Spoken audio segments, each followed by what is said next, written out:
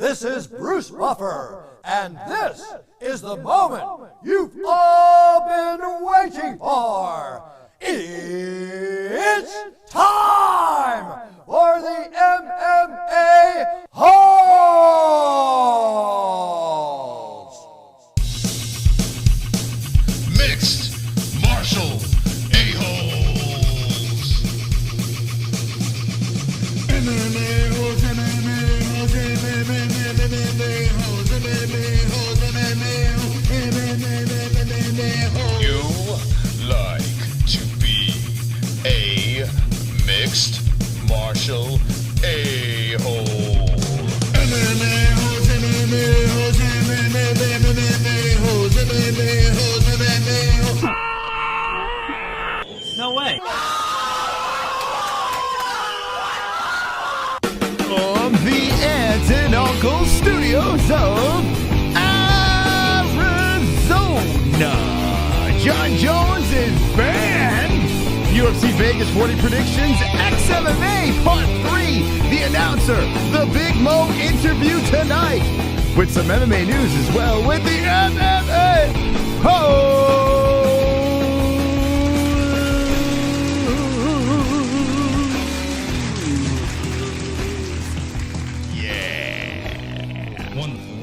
Wonderful, wonderful. Welcome to the Wednesday show. We're here, we're live, lots of stuff to get into. It's a Ladd versus Dumont fight week. Yeah, we got that going. Got XMMA right around the freaking corner, pumped up. We got Big Mo coming on in a second. And Jon Jones is banned from Jackson Wink.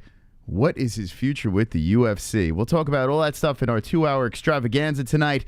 But before we get into all that crazy stuff over here, let's get into the big deal, the big man, the best voice ever to enter a cage or ring, whatever. Combat sports, look out, because we got Big Mo in the house. Welcome, Big Mo. Woo!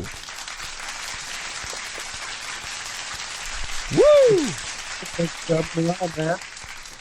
Welcome back to the show, Mr. Big Mo, official.Big Mo, back in the building, and I feel like you're bigger than ever right now. You've been all over the place. You got your own super cartoon picture. How you feeling, Big Mo? Things are going well. I'm having a lot of fun and getting new opportunities and working on fun and exciting stuff. And got to thank you and the MMA-Holes for being a part of the people that have kind of rallied around me and supported me and like what I'm doing. So sincerely appreciate you, Jesse, the whole community. So, well, we're pumped up that you're back with XMMA. We noticed that it was kind of cool. We watched. I don't know if you watch the Contender Series at all. Do you watch UFC Contender Series on Tuesdays? Yeah, I do from time to time. Okay. Now I don't know if you've noticed they've been rotating announcers, and the guy that did last night's card. Was a guy that we worked with an organization called Triton Fights. And I'm scratching my head here. I'm like, Big Mo, he's the guy that should be in here. Let's be honest here. What do you think about this? You think a Contender Series may be calling you?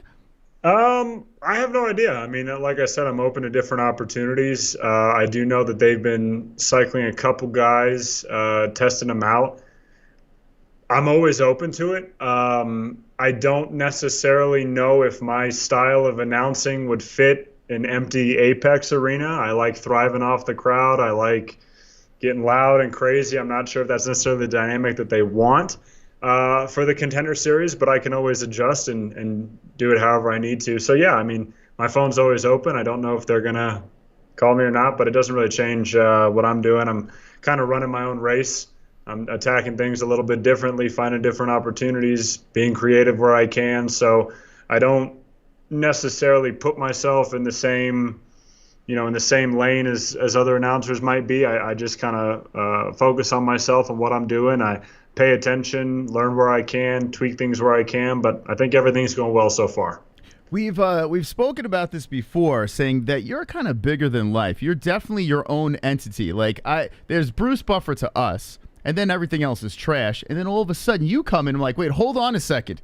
There's a new player in town. We were joking around about Jimmy Lennon in boxing. He's a boxing legend, the whole thing. But the dude sounds like he's got a clothespin stuck on his nose. Like, thank God you're not doing that, Big Mo. No, and it's interesting, I love and respect Jimmy Lennon. He's a legend in the sport. He's been around it for a really long time. He has a very classy, formal style of announcing that fits how he wants to do it. A lot of people, learn about Jimmy Lennon because they watched the Jake Paul fight, and they were saying that I should have done that. It made sense with the target market and stuff like that. But no, it's interesting because I would love to announce boxing. I really enjoy announcing boxing when I do it. I don't do it as frequently as MMA. But it's a little bit different of a style, and I would love to do it because I think boxing is in need of a little bit of a facelift. And what I mean by that is when I turn on most boxing telecasts, they feel kind of old. And I don't think that that's necessarily a benefit to a boxing organization. I think that having someone that could inject a little bit of juice and a little bit of energy into it, I think would help. And so, like I said, I'd love to announce boxing if ever given the opportunity. But yeah, no, it's interesting as I've gotten even deeper into this, announcing industry. Like I said, I'm running my own race right now. I'm not trying to, be painted in the same lane as other announcers because I am different than them beyond just my age or how I act or how I announce or anything like that. So just trying to carve my own lane, trying to do my own thing. And yeah. I tell you what, it's funny that you mentioned the whole boxing situation and being kind of old-fashioned. It feels kind of stale. I think that this Fury-Wilder fight helped a little bit, but I noticed the pay-per-view buys. They're saying it got under 600,000 pay-per-view buys, which is, still good, but it's not like these mega 1 million pay-per-view buy situations. And you can't help but wonder if they did get young and fresh. Like, people make fun of Jake Paul, people make fun of Logan Paul and all that stuff, but they're injecting the youth into boxing. You're a young man, you have a bigger-than-life personality, and that would be an amazing fit. Especially, would you be open for, like, Triller, something like that? No, I 100% would be open to Triller. That's the name that has been brought up to me besides the UFC. Triller's the name that has been brought up to me more than anything else. But again, you hit it on the head, and it's something that as I've explored this industry, and I remember we talked about it the first time I was on, but I'm a psycho researcher, and I love this, and I have a business background, and so I analyze, the industry itself. Obviously, I'm not a fighter myself, so I don't dive too much into the fighting. Obviously, if I do commentary, I'll do research on and stuff like that, and I do commentary occasionally, but primarily I'm focusing on the entertainment aspect. And what's so interesting about boxing is that there's so many cooks in the kitchen. There's so many promotions, there's so many managers, there's so many coaches that things get a little hairy. For example, the Tyson Fury Anthony Joshua fight should have happened. It should have happened 6 months ago. It should have happened 8 months ago.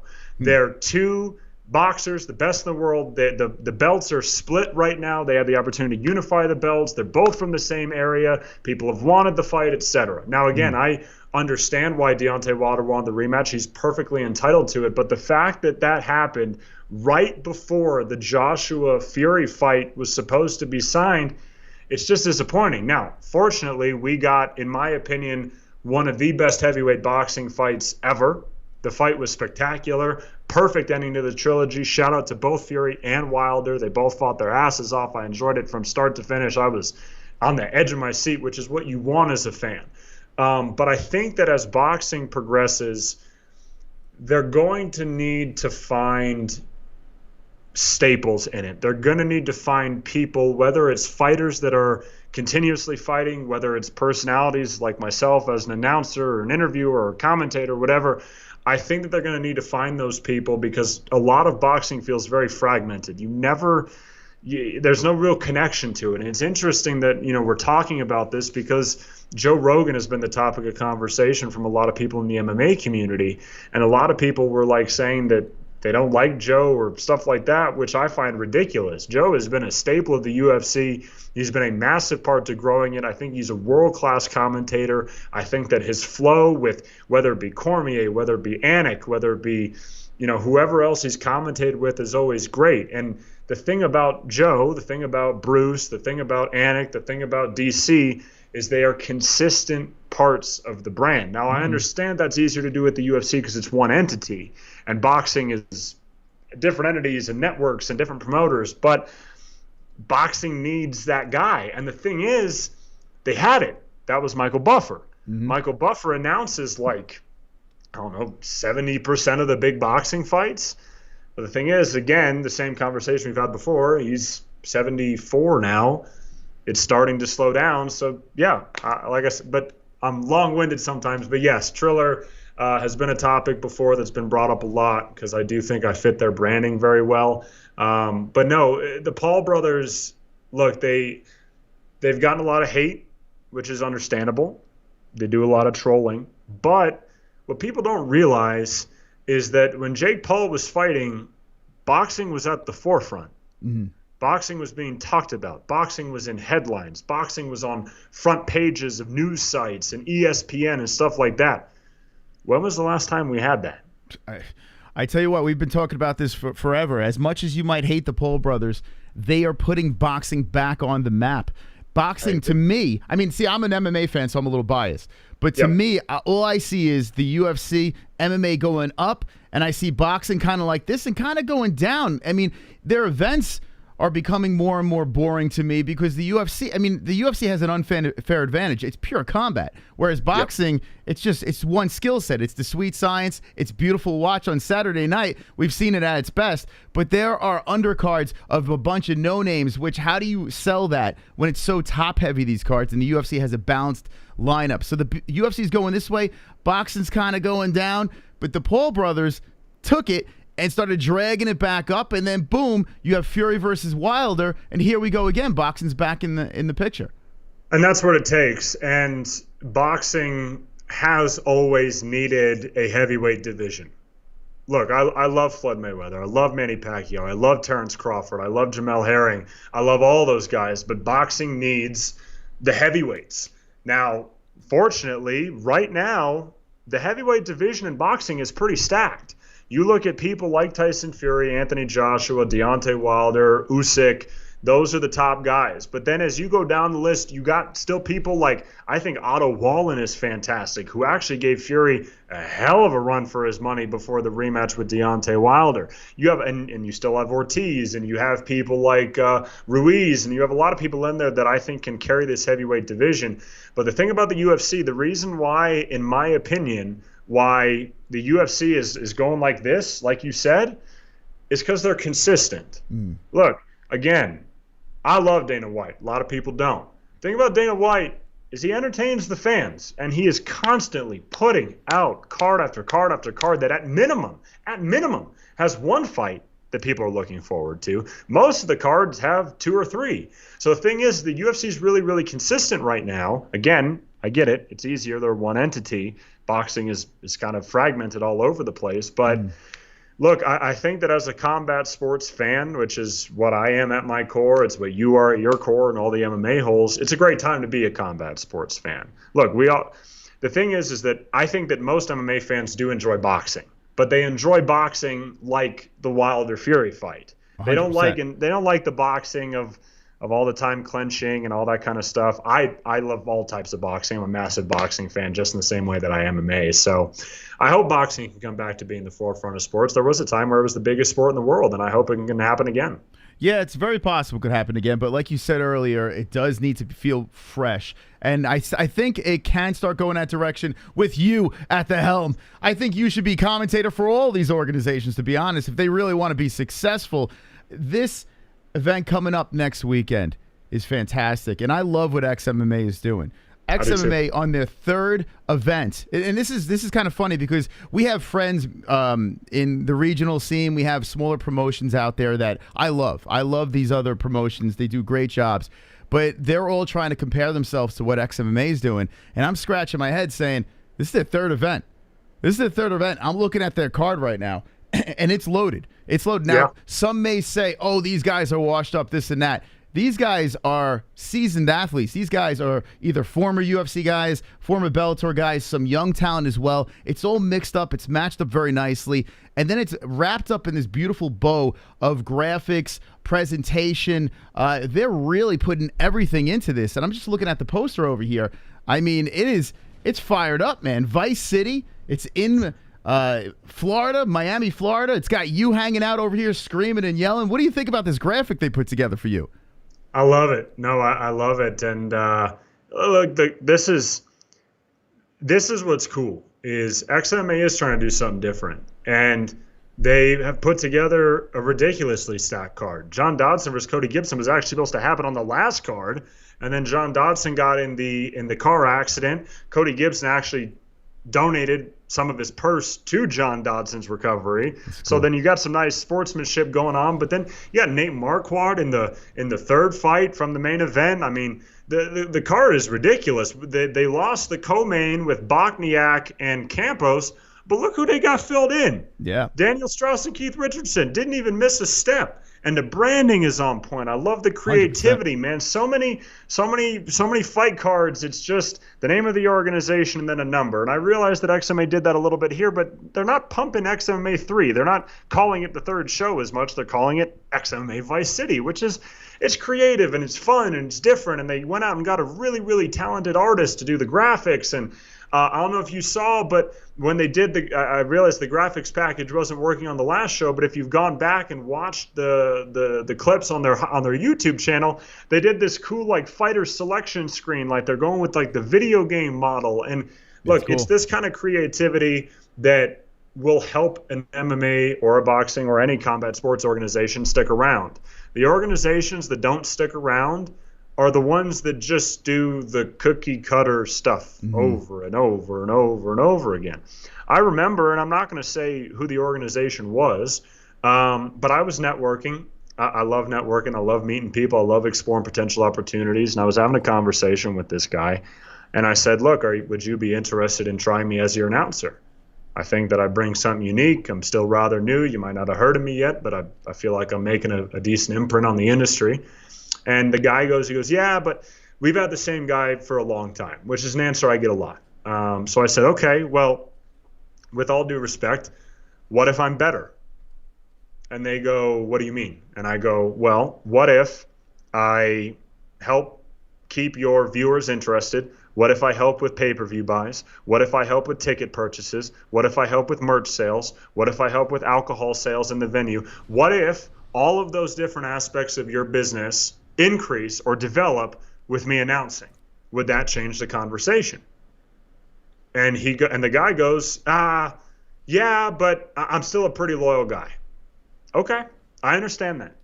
But recommendation, maybe make a business decision, not a personal decision. So the thing is that a lot of these promotions are kind of they're just stuck in, oh, it's worked in the past and, we don't want to change anything, which, okay, but it's going to be tough for you to grow with that mentality. Now, I realize that on paper, and I'm just speaking from my own experience, I realize that I'm a bit of a gamble. I'm half the age of most announcers that are out there with a 10th of amount of the experience. But at the same time, I'm more active on social. I've developed a big following. I've done pretty well, I think, when I announce live. So I don't know. But XMMA is an organization that is trying to test new things. They are trying to be creative, and I think it works. And this show, I'm going to be honest, I've always been confident in shows going well. I think this show is gonna fucking kill it. Pardon my French. How dare you? How dare you curse on this? Is a PG show. I don't know where I am right now. Someone chop that out. This is incredibly. Yeah, I'm with you. This is gonna blow the doors off of anything that's ever happened before. I see with the graphics coming up. I did go back and watch the replays, and so the graphics pop up on that. It looks fantastic. And the best part, if you just jump in, we got Big Mo over here. The best part about XMMA 3. Next weekend, October 23rd, live on this channel, the MMA-Holes YouTube channel. It's free. No one is putting together a production like this with the announcer like Big Mo, a stacked card for free to the fans. No one is doing that. Oh, and it's my birthday also that night. So I get to have just the night of my freaking life. I get to announce. I get to announce live on the MMA-Holes channel. Woo. And I turned 26, which means when I turn 26 years old, I am 14 years away from being the average age of most announcers. Only 14 more years. And then I'll be the average age of all the other announcers that are out there. It's crazy, man. Look what you're doing at 25 years of age. And a lot of these guys you see on the Contender Series, these announcers that are popping in there, they're literally not double your age, but they at least got 10 years on you, for God's sakes. And they're still just trying to get a foot in the door. And here you are running around just doing your thing like a rock star. There's probably a lot of envious announcers out there, Big Mo.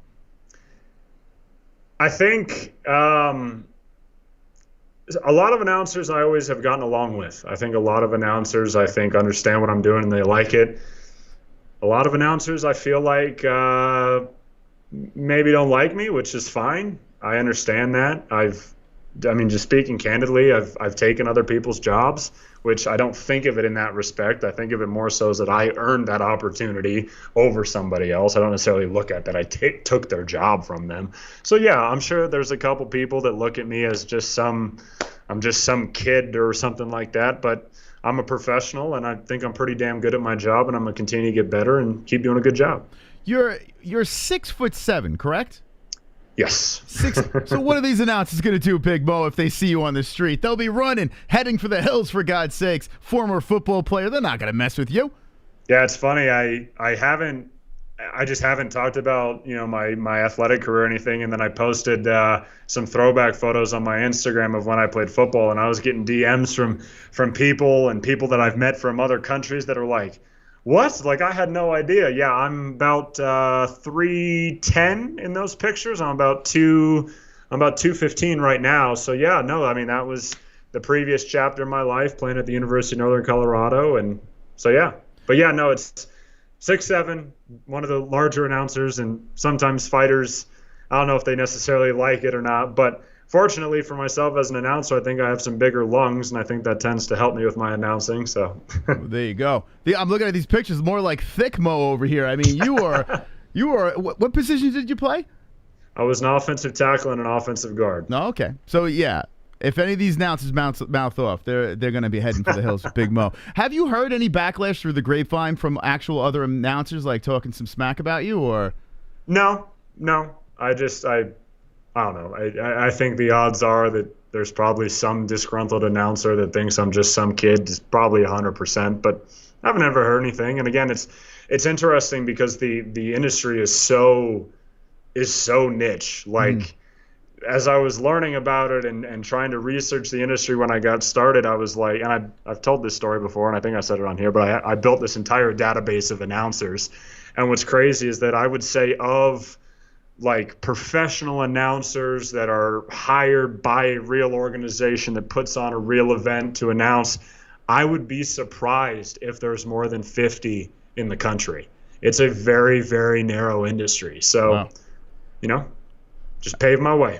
Yeah, there you go. We're showing some stuff on your Instagram over here, all over the place, doing many different organizations. But if you're just jumping in, Big Mo is going to be announcing for XMMA 3. And it looks like, has XMMA said, hey, you're our guy? Or it's like a one-off type deal? No, it's I mean, I feel like I am. And I kind of feel, I get that vibe from them. I mean, I feel like it's interesting. Like when I got to the last show, I'd obviously never worked for them before. I'm not sure they knew what to expect. From what I was told, I did a pretty good job on the last show. I think I did a good job. You guys seem to like it, which is really what I care about, the fans of the community. And I think at that point it was just kind of mutually understood that, yeah, I'm going to be back for the next one. And so when they formally invited me, I was very, very thankful. I'm very thankful to XMMA for, again, I guess calling it a risk is fair. I guess I'm still pretty new in the industry to where I could be considered a risk or a gamble or whatever term you want to use. But I think it paid off, and I'm going to have a great show again. And the outfit is going to be chef's kiss. Any different sunglasses or the same shades? So I used to play around with different sunglasses. Now I just like to stick to just black sunglasses, but I do alternate different brands and stuff like that. I'm still searching for a sunglass sponsor to see if maybe they would be interested in it. And so, yeah, but no, sunglasses are still going to be on for sure. So now turning 26 on the event, October 23rd. Kendall from our chat room will be one of the media members. Perhaps you may have a sweet night with Kendall afterwards, maybe. What do you say, Big Mo? No, I do not mix business with pleasure. It's just a professionality thing. Okay. I'm there to work. I'm on the trip to work. That's just how it goes. So no MMA whole love connection, you're saying? No. I don't mix business with pleasure. I'll leave it at fair that. enough. Kendall, by the way, fun fact, Kendall has turned down Merab Dvalishvili, the UFC fighter. She made him sleep on the couch. So if you ever got in bed with Kendall, I mean, you are a hot commodity. She turns all these big stars away. Well, she's going with glove touch. I feel like they might have a little connection going on. I don't know. Maybe. Well, then she'd wind up in jail. She'd wind up in jail. He's 16. But that'd be an interesting story. Hold on. Wait a second. The glove touch is 16? He's 16 going on 47. He's got the neck beard, the whole deal. Yeah. He grows a better beard than I do. Good Lord. When we reached out to XMMA, we made sure we didn't say the age. We're like, yeah, the glove touch. He wants to go check it out, so he'll be over there. Here's a picture of Mo in the glove touch. He's hardcore, a super MMA fan, and yeah, they'll be doing some press work for XMMA. Excited to see what they do. Awesome. I'm excited. No, I love the glove touch, man. He's a good guy. So, speaking of arrested, I'm going to segue from that whole arrest thing. Jon Jones got arrested and then, kind of bounced back. According to, sources, police reports, bashed his head against a cop car and allegedly beat up his fiance. Yeah, I heard about that. Yeah, it's a messed up story. Now you're seeing like Chuck Liddell and Luis Pena. You're seeing all these guys getting in trouble with stuff like this. We don't know all the full story. We don't even know Jon Jones's full story, so I don't want to crucify him. But today in the news, he got kicked out of Jackson Wink. What do you think about that? Or banned, I should say. Look,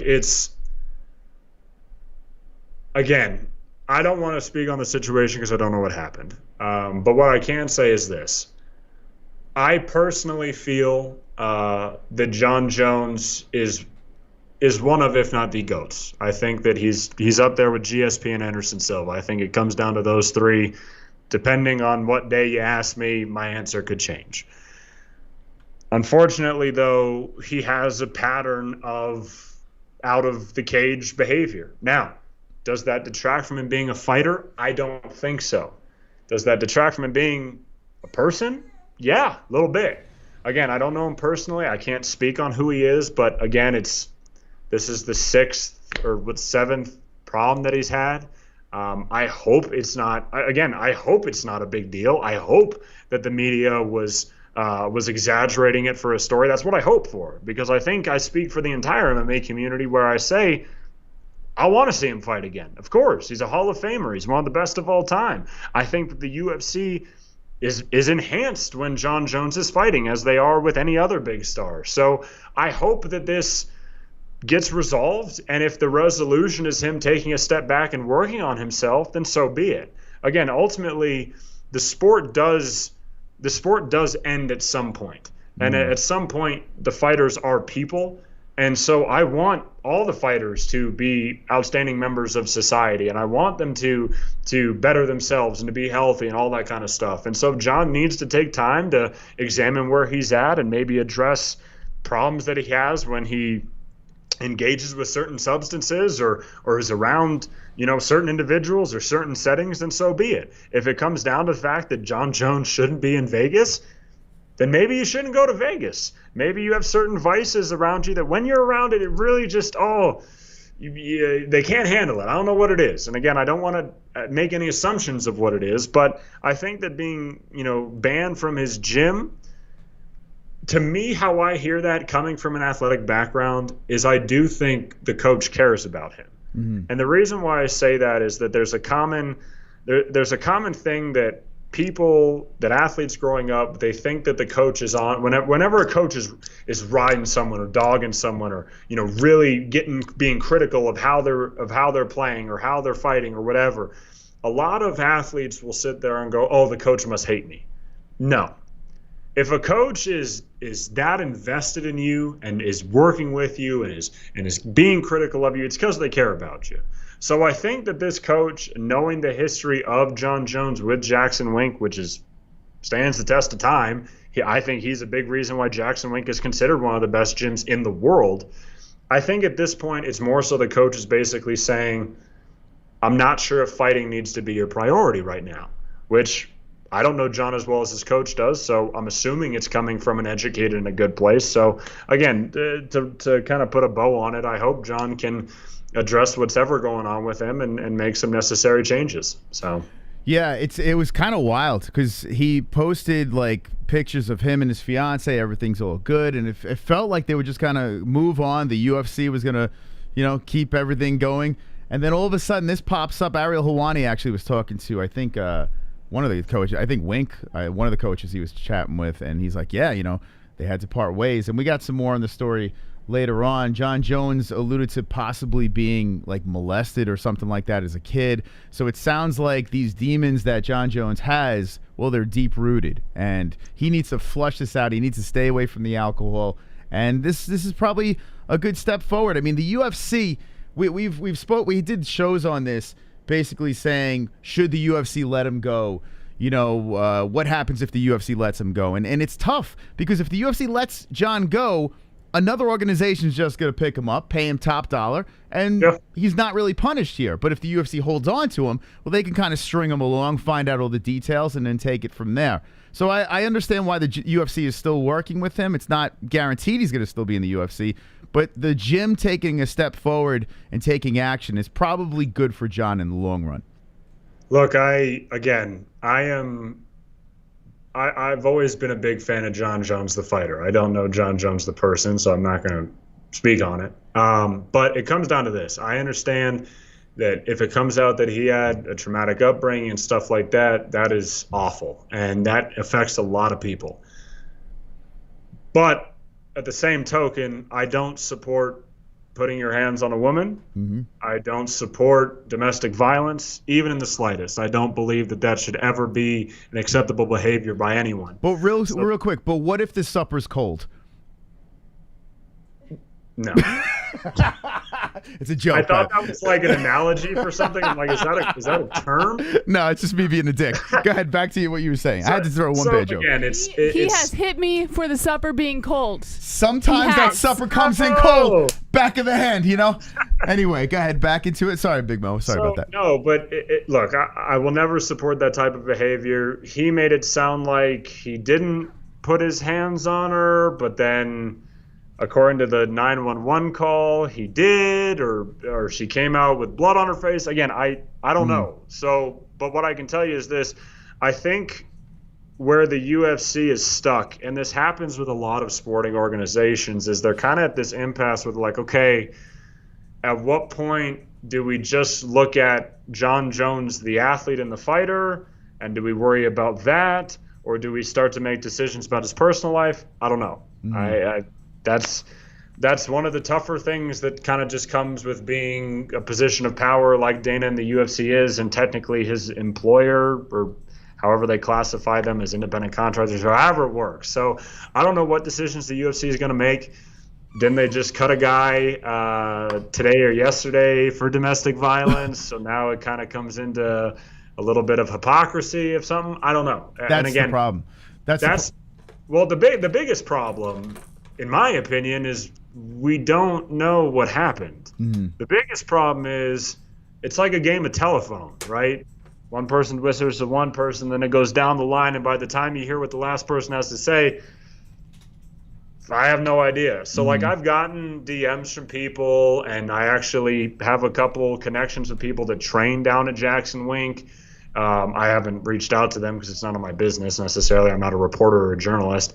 But again, my response to people when they ask me what happened is, one, I don't know, and I'm not really going to make comments until I do, because that's making comments before something is known is just how how misinformation spreads or rumors spread and shit like that. So I have no idea, but I stand by my belief that domestic violence is not acceptable. Putting your hands on a woman is not acceptable. And there needs to be a punishment for what comes from that. I don't know what that's going to be. Well, so. We definitely agree on that. And the Luis Pena thing with him getting canned from the UFC, it's kind of funny now because, like, well, this guy sucks, so let him go. But Jon Jones is the GOAT. Like, hold on, let's get all the information. You know, it looks weird. I get what the UFC's doing, though. I'm not criticizing the UFC in any way. And like you said, Jon Jones to me is the greatest. I argue with Jesse, but Jesse says Khabib.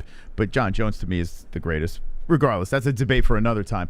But you know, we'll see how this thing plays out. I don't think it looks good though with Jackson Wink, you know, telling him, you know, hey, we're taking a break. It's not forever.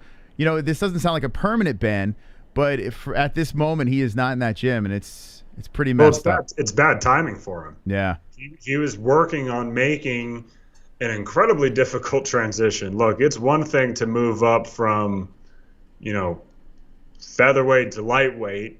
It's another thing to move up to heavyweight. Mm-hmm. It's just a different animal, especially when you've been a light heavyweight basically your whole career. So I think it's bad timing for Jon, because I think, according to how he's speaking, he's going to continue to train. I wouldn't be surprised if training to him is a sanctuary. That's very common for high-level athletes as a way of an escape. So he'll keep training if I had to bet and if I had to guess. So now it kind of begs the question of where and with who. I still think that he's, you know, one of the most talented fighters in history. And so I think regardless of the coach that he goes to, I think he'll still have effective training sessions and still be a high caliber fighter. But really all this stuff will kind of play out with time, I guess. It'd be interesting if he goes to AKA and trains with DC. That would be pretty ironic, huh? For some reason, I don't foresee that happening. All right. Well, you know, you never know. We got a donation. With the history between Jon and DC, I'm not sure if that's going to be a thing. Brothers, do you think that maybe second. the UFC made up this wife beater thing because they know Jones isn't a draw? So this is the final vilification of Jones before he fights Francis?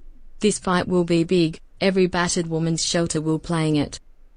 So I don't know. Jones is a draw. Jones is historically a massive draw. Is he as big as Conor? No. I mean, no one really is. But no, Jones is a big draw. I think that what's interesting is that the greatest of all time, the people that are in that conversation, actually have never really been the biggest draws. GSP being an exception. But then when you look at the people, like, that's why when people ask me, like, who's your Mount Rushmore, I have two. I have the greatest fighter, but then I also have the most important or the most influential. For example, the best fighters of all time, Mount Rushmore for me, Jones, GSP, Anderson Silva, and that fourth slot is up for grabs. You got Khabib in there, you got Fedor in there, you got Demetrius Johnson in there. But then on the flip side, I have kind of my Mount Rushmore of the most important. And when I say the most important, I mean the people that made the biggest impact on the sport in terms of growing it. That is Conor, Ronda Rousey, Brock Lesnar, all of which were million-seller pay-per-views. People forget that. And again, with that fourth one, you can include an Anderson Silva, you can include a Chuck Liddell, you can include people that kind of carried the UFC through some of those rough growth periods. So in answer to that comment, I don't see the UFC using this as a way to leverage pay-per-view buys, especially because Jones and Ngannou, without any of this, I think would have been a probably top 3, top 4 highest selling pay-per-view. I don't know if it would have beat Conor Khabib or Conor DIAZ 2, but I definitely think it would have been up in that echelon. Yeah, it would do well. I don't think it would hit the Conor level though. It's the weird thing with Jon Jones is, for some reason, I mean, he's up there in pay-per-view buys, but he's not Khabib. He's not Conor. It's kind of wild considering he's always in the news. Like, in and out of the cage, the guy's always being spoken about. He gets fairly decent views in the articles and stuff like that. But pay-per-view buys, for some reason, it doesn't translate as high. It's weird. Yeah, I don't know. And the thing is, though, is again, I hate to interject Conor in a conversation that's not about him. But that's kind of Conor's effect. Conor kind of messed everything up because he's like, I think of the 8 highest selling UFC pay-per-views, he has 7 of them or something like that. I think the only one that's up there that he wasn't in was Masvidal Usman. And so the thing is that you kind of then, if you take away Conor, then the whole conversation changes. Then Jon Jones is one of the highest grossing people in the UFC. So Conor kind of skewed the scale. Conor's a bit of an outlier. Yeah, it's so true. And, you know, like, say what you will about Conor. I mean, he has changed the sport. Whether it's for the good or bad, he's changed the sport. And away we go. I'm looking at this picture of Jon Jones. It's kind of weird. All I could envision, and let me pull this up over here. All I can envision is a Big Mo in that sparkly, bedazzled jacket behind Jon Jones. What do you say, Big Mo? You would look great in that jacket, right? I would look fantastic in that jacket, and Bruce rocks the shit out of it again. Yeah, he's a stud. There's been like a lot of stuff coming out recently of like me versus Bruce and like comparisons, which is awesome. That's quite an honor to be compared to him. I think he's the greatest announcer of all time. But I don't know, like people have been saying like, I don't know, people try to make like I'm trying to be Bruce and stuff like that. I'm not trying to be Bruce. I have no interest in being the next Bruce Buffer. There will never be another Bruce Buffer. I'm trying to be the first Big Mo. I'm trying to do my own thing. I'm trying to be dynamic where I can. Do I draw inspiration? Definitely, for sure. I think that Bruce does some things that are absolutely fantastic. I think that I do a couple things that are a little bit different than Bruce that are also effective. So yes, I would love to be in that picture. I think I would look fucking great in that jacket. We love Bruce over here. He's a great guy. And let's be honest, the way your timelines are, it works perfectly. By the time Bruce is set in, I mean, you can slide right into the mix and be that next guy. It's right there. It's all written. It's all in front of us. The age seems like it works out great. Have you seen Bruce? I mean, he's been with the Raiders games and stuff like that. He's got his own dance song now. This dude is killing it, man. He's up in age and just having the best time of his life. Yeah, my dad's doing well. A lot of people comment and be like, "Is this his kid?" Like, I'm telling you right now, he's not my dad. I have a great dad. My dad's awesome. It's not Bruce. But no, Bruce, and that's the thing is that Bruce is killing it and he's doing his own thing and he's being unique with it. And I think he's starting to see that what he does can transcend different sports and bring a unique flair to other things, which is great. I feel the same way. But no, it's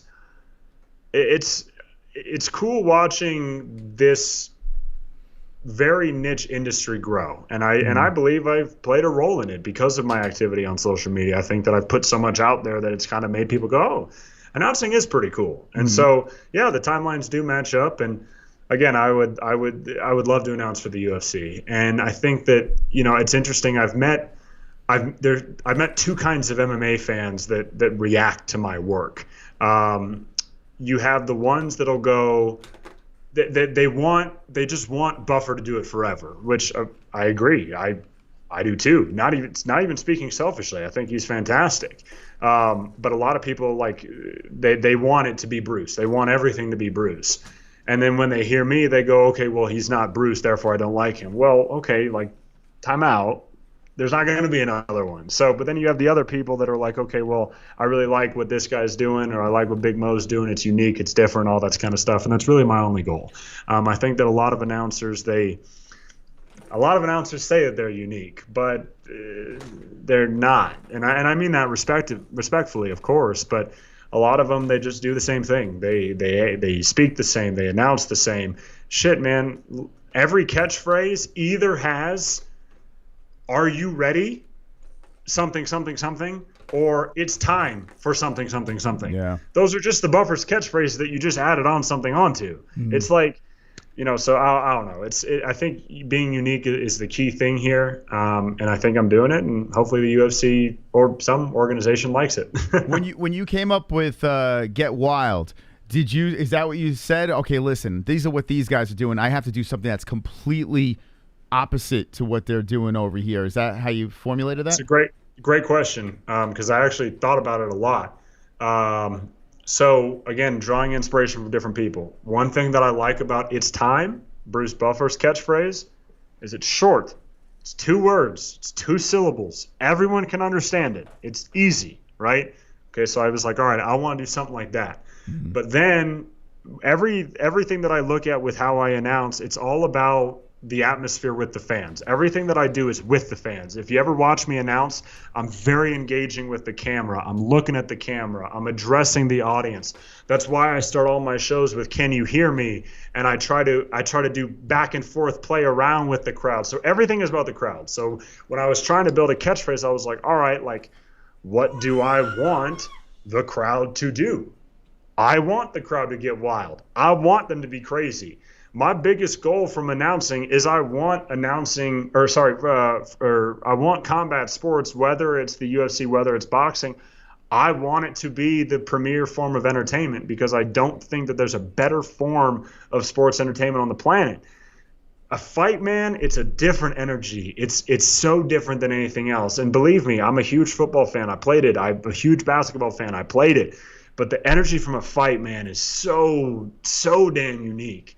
And so I want the crowd to be a part of that, man. I want, instead of college football being the big thing that happens on college campuses, man, I want fights to go to college campuses. I want students tailgating fights. I want fraternity houses and party houses on campuses holding fight nights, man. I want that. I want all that happening, because I think that they would love it. And I know this, and I've told this story before, because this is what got me so damn in love with this sport. Is I remember I was a fan of combat sports before anyone else. And I remember what I would do is I would put on fights during pre-games when me and my college buddies would be getting ready to go out. Listen, I was a college kid. We liked to party a little bit. We liked to throw them back. I lived in party houses, all that kind of stuff. We liked to party. So I put on fights. And the thing is, none of my friends understood the scoring, the point system, how the rounds work, what the techniques were. They didn't know what a Kimura lock was, or what a ankle pick was, or anything like that. But you know what they did understand? They knew that when the lights went out and the entrances and the music and the violence, that's what they understood. So that's what I'm trying to encapsulate. That's why I do so much interaction with the fans. That's why, man, when I'm walking up to the ring, man, ask Glove Touch, he was there. I'm dapping fans up. I'm shaking their hands. I'm interacting with them. That's what it's all about. That's how you build a community. That's how you build an atmosphere. Well, it seems like you're doing everything right. If you're just jumping in, Big Mo is here from XMMA 3, and this guy is bigger than life. This guy is going to be rocking the house October 23rd for XMMA 3. There's a couple of people in the chat putting their own catchphrases. Maybe we'll test them out on you at the very end of this interview. I got a question. Did you get to see Gamebred FC, the Jorge Masvidal bare knuckle MMA? They had the guy that's been doing the Bruce Buffer impersonation that's gone viral on the internet. Did you see this guy? I think I've seen it. The impressionist, right? Yeah. So this guy's been running around doing his Bruce Buffer impersonation, and then they said, "Hey, buddy, would you like to announce for Gamebred FC?" And this guy, he did the freaking, I don't know if you heard it, but he did the Bruce Buffer impersonation throughout the whole card. But I think he made a critical mistake. He screamed every freaking announcement. So by the time he got to the end of the event, it sounded like his head was going to explode. Did he do well though? That's all that matters. I mean, it was his first time, so I don't want to give him too much shit. But I think it was a little lame. I'm not going to lie to you. I was like, all right. After like 3 fights in, he had the exact same effect, and he was screaming everyone's name. I was like, aren't you supposed to like scream like the main event or get hyped up for going into a main card or something like that? He just screamed everyone's name. Well, one, it's his first show, so, I don't necessarily want to pass judgment. I know I wasn't spectacular on my first show, but from what I've seen about him, I don't know much about him, but my recommendation is the Bruce Buffer impression will only carry you so far. At some point, it's going to set in that you're not Bruce Buffer, and you might want to figure out your own lane, your own style, your own thing, because eventually that candle is going to burn out. And also, too, I know Bruce is an entrepreneur that likes to protect himself. It's starting, if he uses that impression a lot, it's starting to creep up on what's referred to as gimmick infringement. Mm-hmm. Again, and Bruce is a really smart entrepreneur that I know he protects himself legally with patents and trademarks. So that'd be funny if he slapped a lawsuit on the guy. I'm just saying, I don't know. I'm not trying to say that'll happen. But the whole point of my comment is, whatever he's doing, it got him a job. Congratulations. I hope it can get him some consistent work. But by the same token, find your own voice, because there is only one Bruce. There's only one Michael. There's only one Big Mo. There's never going to be more than one. So I understand that, he probably went viral because people were like, oh, my God, he sounds just like Bruce Buffer. But I don't know. My advice would be figure out your own style. Yeah, he got on the stage. Now it's time to do your own thing. I see in the chat they're laying it in. They have their own catchphrases. We're going to test a couple on you right now. Let's Jess, do it. Would you like to scream these out? Okay, here we go. Jesse's in the stream now. As long as you don't mind a baby screaming, I'm so sorry. I know it's extremely unprofessional, and I feel so bad. No, it's all good, Jesse. It's good to see you, by the way. It's good to see you, too. I was like, should I leave? Like, she's screaming over here in the middle of an interview. She's part of the show now. She's getting wild, man. I love it. It's kind of crazy. All right, Jesse, here we go. Right. On the screen, I got him queued up over here. Yeah. We'll start with Kainoto's here. I'm going to give you some effects. Wait, me? I have to scream it? Now, No. Hold on, we got to get some pointers. Well, I won't to anyone in the comments, because I understand the community that I'm in. So I need to put this out here before people think they can submit anything. Anything that's insensitive to various groups of people, not being said, not being announced. I'm not putting that video out. All right, Will I curse? Yes, I'll curse. Let's get arrested. As you say that.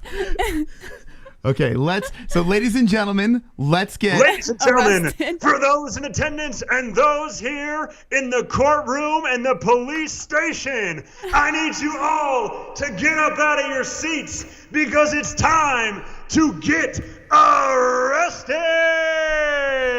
Oh, boy, look at that. Beautiful. I love the little police station touch. All right, chat, what else we got in there? Let's see. Let me pull some... Let's see here. We've got... here we go. Are you Kainoto's. vaxxed? All right, ready? Are you vaxxed? Ladies and gentlemen, for those in attendance and those of you tuning in around the world, I have one simple question for you. Are you vaccinated? Oh, that's beautiful. Can we clip that one? And then every time... Oh, we got this, Jesse. Here we go. comes in the chat. Michael A. in the chat says, it's time to eat ass. Ladies and gentlemen, this is the moment you've all been waiting for. So lick your lips and get ready, because it's time to eat ass. He couldn't get Oh, through the that crowd's one, going wild. All right, we'll get one more in. One more All right, in. let's see. Hold on. Let me find one. Okay, Kainoto's got a here good we one go. right there. Ladies and gentlemen, are you moist? God. Oh, this is going to be bad. Why am I doing this on camera? Let me think. He said it's time to eat ass. This is the best segment we've ever had. Let's see. I'm trying to think of something creative I could say here. We're going to hold on to these so that when you become big time, we can say that you said it's time to eat ass on the show. You know what we're Ladies going to and do? gentlemen, the prelims are over. The undercard is over. So I have one question for you as we enter our main card of the evening. Are you moist?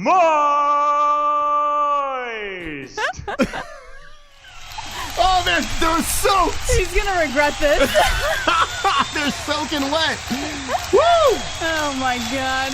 Oh, it's funny because I had a guy that reached out to me and asked if I'd record an intro for him doing things with his significant other. Oh, my God. Oh, it's amazing. You're a great sport, Big Mo. Oh, man. Now Someone said Big Moist. Big Moist. Aldrio said it. Oh, man. Big now, Moist. when we get Bruce back on the show, we have to see if Bruce can top that. I don't think he can, to be honest with you. I have a feeling he'll try, though. Something tells me if we told him that there was competition, he'd be like, all right, let me give it a shot. Oh, Bruce is a competitive dude. He definitely would. I think he would. This is amazing. Well, listen, let's get back to XMMA, and then we're going to wind this thing. I know we've kept you for a while here. I love it. I got time. XMMA 3, Headlined by John Dotson versus Cody Gibson. This is some firefight over here. I'm excited. Like you said before, John Dotson was supposed to be on the card before, and here he is. Some people didn't even know he wasn't on the UFC roster anymore. This guy was the Ultimate Fighter winner. This guy beat TJ Dillashaw. This guy is a G. This guy's a G. He's ready to go. Go back to the full card. Go back to the full card real quick. You got it. Here we go. So scroll down. So keep going. This looks like a scuffed. Jose Caceres right there. Okay, that's the first fight on the card. He's beaten Kamaru Usman and lost a decision to Colby Covington. Wow. Okay? No this way. is the kind of card that we're playing with right now. Now I understand those fights were a while ago. Oh yeah, but look shit. at that. 2030. Look at that. So the thing is, man, this card is stacked. You see, the thing about XMMA is they don't fit into the categories that a lot of people have these MMA promotions broken into. It's not, where, older fighters will go back and kind of go to pasture. That's not true. Cody Gibson's right now fighting for it to get back into the UFC. He's not out of it, right? So you have a lot of guys that might not be in the UFC anymore, but that doesn't mean that they're not UFC caliber fighters. These cards are ridiculous, man. I'm telling you, I was there live. Y'all watched it. It was a hell of a show last time, and this card is even better. The matchmaker that they have for this, I believe, is Janus Sports. I don't know much about him. I met the matchmaker himself. His name is Kyle. But, I mean, look at the card, man. The card is ridiculous. That's just how these things work. And the thing is about XMA, okay, people ask, well, how are they getting all these fighters? I'll tell you how, because I saw it firsthand. XMMA treats their fighters better than any promotion that I've ever seen. And the thing is they treat them well, they pay them well, they transport them, all that kind of stuff. And a lot of promotions, they don't treat their fighters well. And that could be for a variety of reasons. It could be financial. It could be that, that promotion is just ran by whoever. But XMA treats their fighters well, they pay them well, and they're giving opportunities, and they're also giving them a big stage. The thing about XMA being a free show is it gives these fighters a lot of visibility. XMA allowing the MMA-Holes, you too, to live stream the show to now over 50,000 subscribers. Congratulations. Thank you very much. I remember the first time you had me on, I think you were at 49, so it's cool to see that now. We did it. And so the thing is that it's giving them a platform to build their brand and to stand out and to get out there in front of everybody. So, look, XMMA is not like other MMA organizations. If you think that it's going to be a Bellator or a LFA, it's not. I'll save you the time right now. It's down to the announcers, down to the commentators, down to the ring girls, down to the graphics package, down to the card. XMMA is its own thing. And the thing I like is they're not doing show after show after show. They did their last show a couple months ago. They understand that it takes time to put on a good show, and they'd rather put on a good show than put on just 3 very quickly, right? So we got a great show. We got a stacked card, man. I am so fucking excited. Like I can't wait, man. I really can't. After how well the last show went, I'm ecstatic. And this, it reminds me of like these other organizations remind me of TV shows, and this reminds me of a movie. Every time XMMA puts out an event, I feel like I'm watching a movie. It's a whole different thing. It's a one-off. You're going to get the outcome. That's it. There's no belts or anything here. You just got household names. You got people up and down this card that everyone knows of. It's pretty wild, and that have been in legendary fights in their own right over here. So I cannot wait. October 23rd, Miami, Florida. It's going down. It's going down. Now, it is at the, hold on a second. It's at Watsco Center. Is that correct? That's the Miami Hurricanes basketball arena. There we go. And to get tickets, go to XMMA. Something. What's their website, Jess? Or go to their TV, Instagram. I think. Is it XMA.tv? Is it .tv? We'll get the information for XMMA. He was expecting you to finish his sentence. I should know. Right? I should know this, Jesse. Yeah, it's all right. We'll have a link in the description. Yes. So it'll be fine. We'll get that information to you guys. But like I said, we'll be showing the fights free on this channel. It's only because XMMA has given us the ability to do that. So what an organization. They put on a fantastic show. And I got a couple of donations here, and then we're going to let you go here.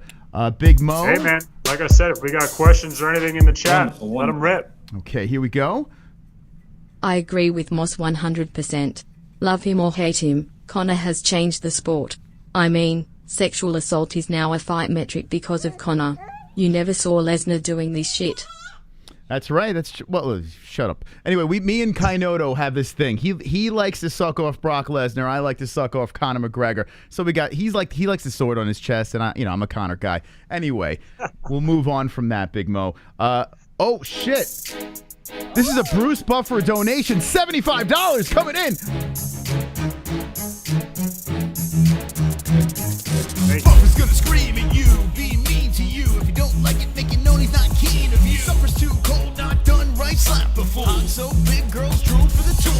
Failed out of school, Buffer's gonna scream at you. Unkept fool, Buffer's gonna scream at you. Netflix not renewed, Buffer's gonna scream at you. AEWL is not Buffer's gonna scream. Wrong drugs in the mule, Buffer's gonna scream. Ran out of fuel, Buffer's gonna scream. Objection overruled, Buffer's gonna scream. Buffer's gonna scream, Buffer's gonna scream.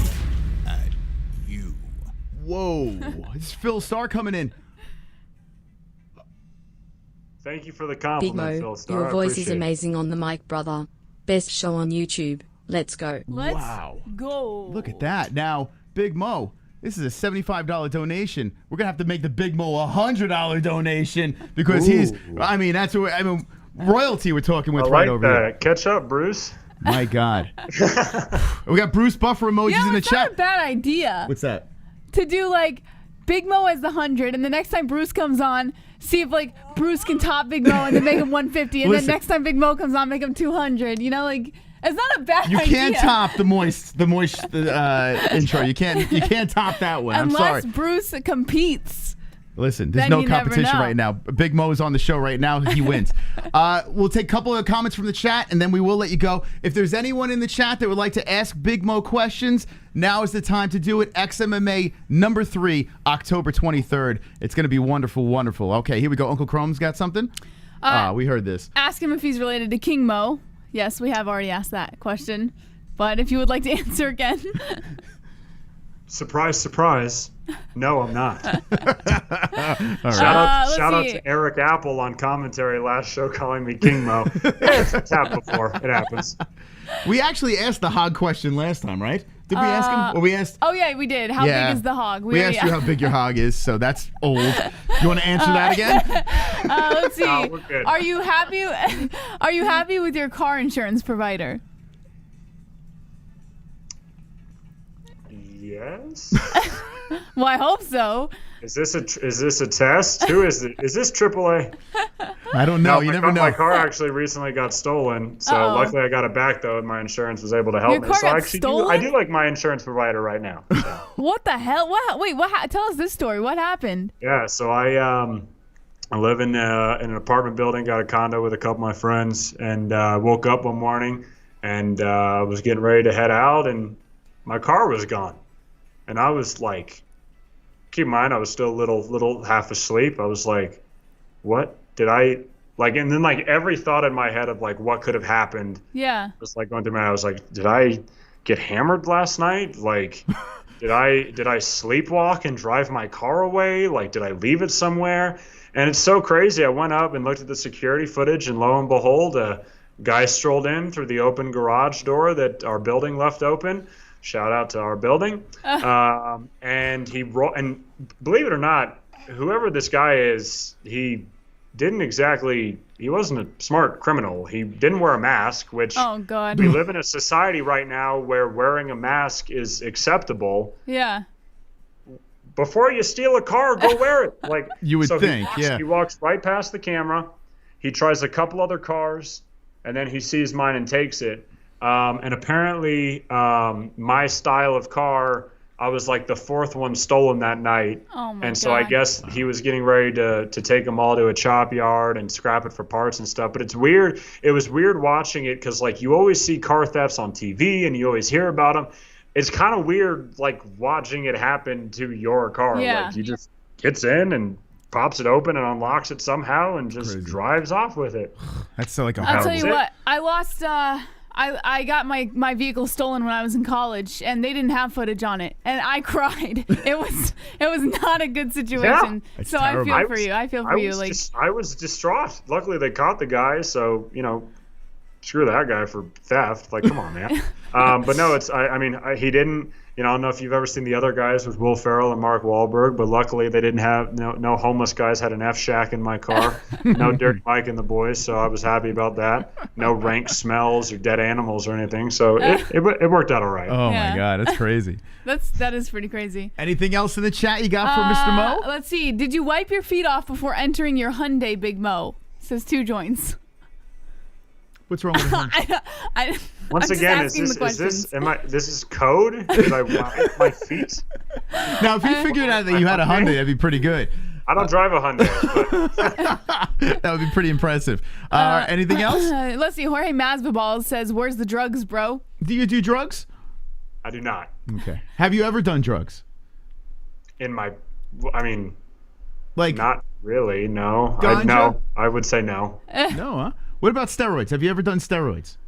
Actually, no. No, I at one point that thought crept into my head when I was playing college football, but I decided against it. It's just I don't want to lose my hair, and I grew up with a lot of acne, and I heard that steroids messes with your hormones so much that you just break out in acne, and I definitely didn't want that shit. I had a horrendous bout with acne growing up, so fuck that. They also make you no beat your wife. So what, acne? You don't want steroids. You of course don't want that. You don't want to beat your wife, so that's one reason. Oh, I don't want to do that. Yeah. Do you think the schmo is gay? No. I don't think so.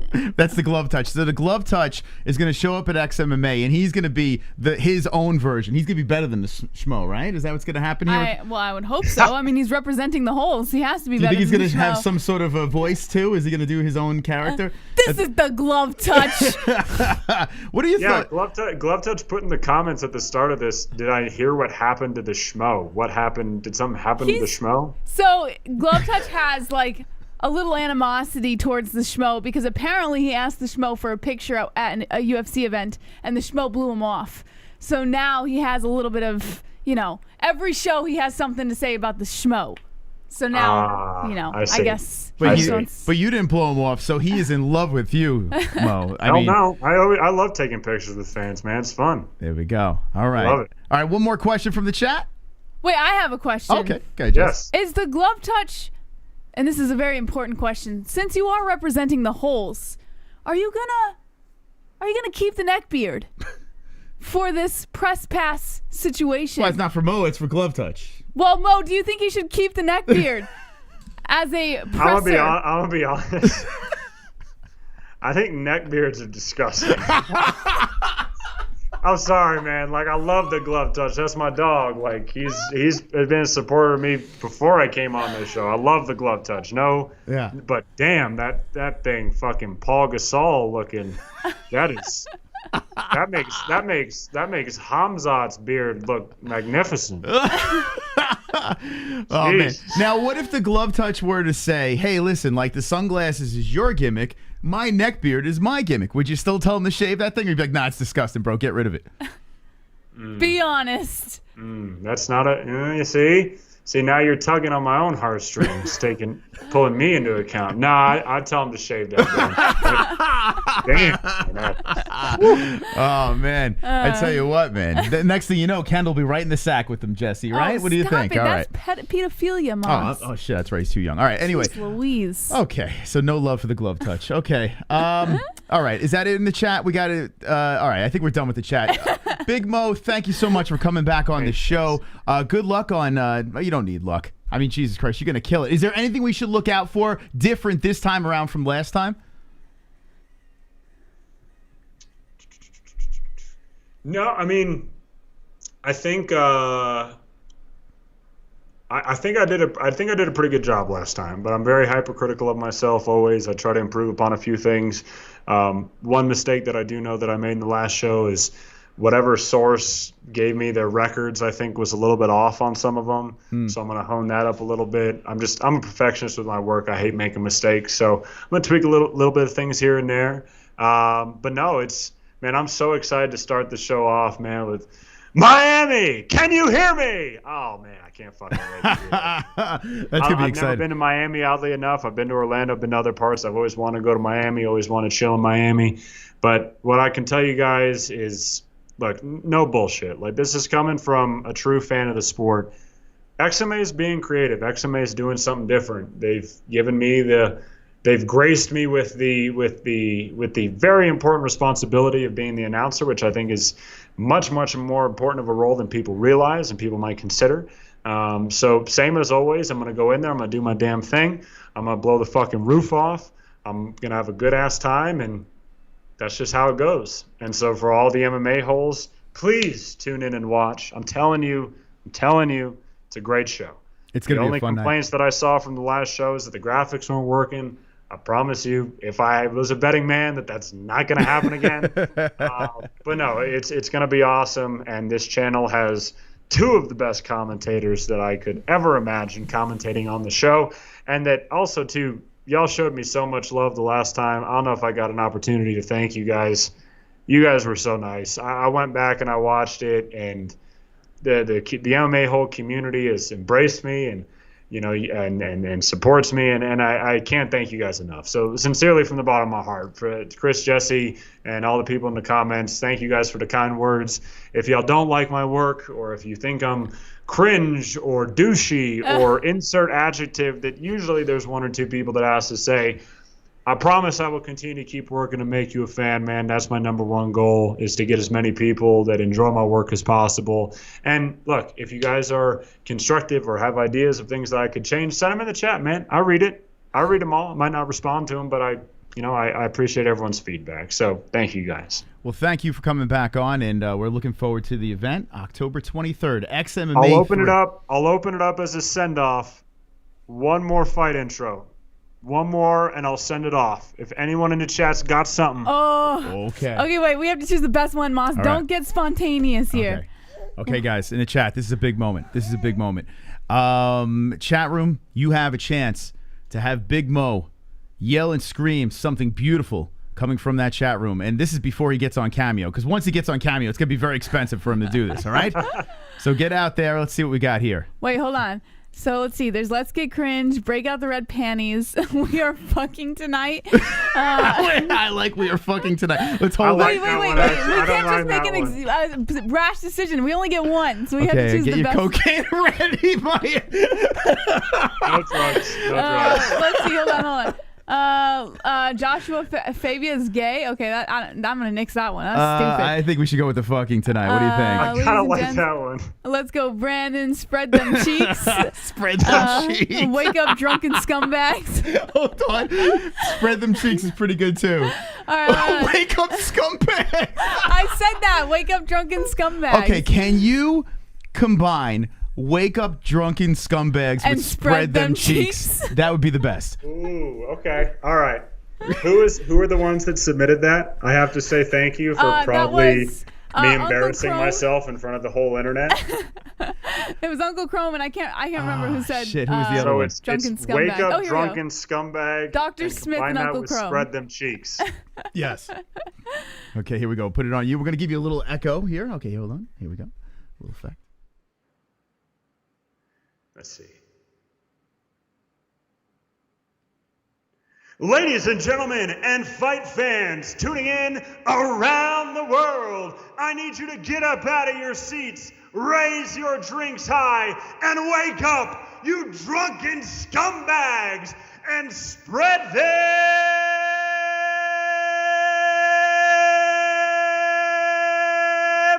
cheese. Oh my God! That was... The internet is exploding right now. Mo. Wow. All right, unlike this, every time I'm on your show, I hope this isn't the last time I'm on your show. Every time we're at least carving out 5 minutes to do this. This was fun as hell. Oh my God. All right, Now Mo. that is one we have to clip. Oh yeah, we'll throw that on the IG. That's for sure. Big Mo, thank you so much. I appreciate it. If you want to shout out anything, now's the time to do it, buddy. Once again, shout out to the MMA holes, man. Y'all are incredible. shout out to XMMA, giving me an opportunity to do what I can do, allowing me to represent their brand in this community. I don't know why they put the 25-year-old with the MMA holes. That's just a fucking problem waiting to happen. Glove touch, shave that beard. That's just nasty. Kendall, shave that I feel pussy. like Glove touch is gonna hate me now. Glove touch, you're my guy. You're my guy. You're one of the wild ones, man. But no, that's y'all are the wild ones. I started that recently. That's kind of what I'm starting here. I might get some shirts made, but I want to start the Wild Ones brand to where if you support me, you know, you can get a shirt. I actually just I'm getting my own merch shop set up through TKO store. They do basically they go on and create a store for fighters, and they're allowing me to have them, which is awesome. Shout out to them. So I'll let you guys know if I ever get some merch up. But as always, man, communicate with me. Follow me on Instagram at official.bigmo. Follow me on Twitter at bigmore_official. Follow me on TikTok too. I got started on TikTok. I'm trying to be creative. I'm trying to be the only announcer on TikTok that's just announcing just random shit that's on there. So make sure you follow me on TikTok at official.bigmo. But once again, guys, my number one goal is to entertain as many of you fans as possible. I appreciate all you guys that support me so far. If you're not a supporter of me yet, don't worry. Don't worry. I'm a competitive motherfucker also. I will make you a supporter if I have to.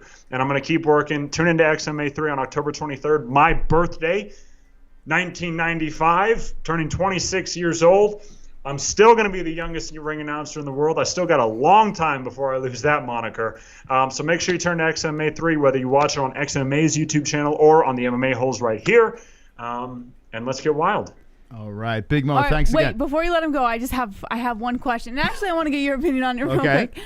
I saw MMA Face Off in the chat say, give us a Mo emoji. What if we made a Big Mo emoji and call it the emoji?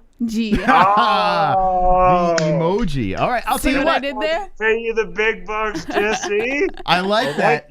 You might have to patent that. You have to put that on the shirt. The emoji. Emoji. Not a bad Well, idea. so how do I get my own emoji? Let's talk about that. Let's talk about the important things. How do I get my own emoji? So- Okay, I'll tell you what. We have a goal. Where are we at? A membership goal, 146. If we hit 175, which we will hit 175, I'll tell you what, Jesse. If the people want it, I think the people should get it. The Mo emoji. The emoji. What do you Yeah. think, chat? One's in the chat if you want that.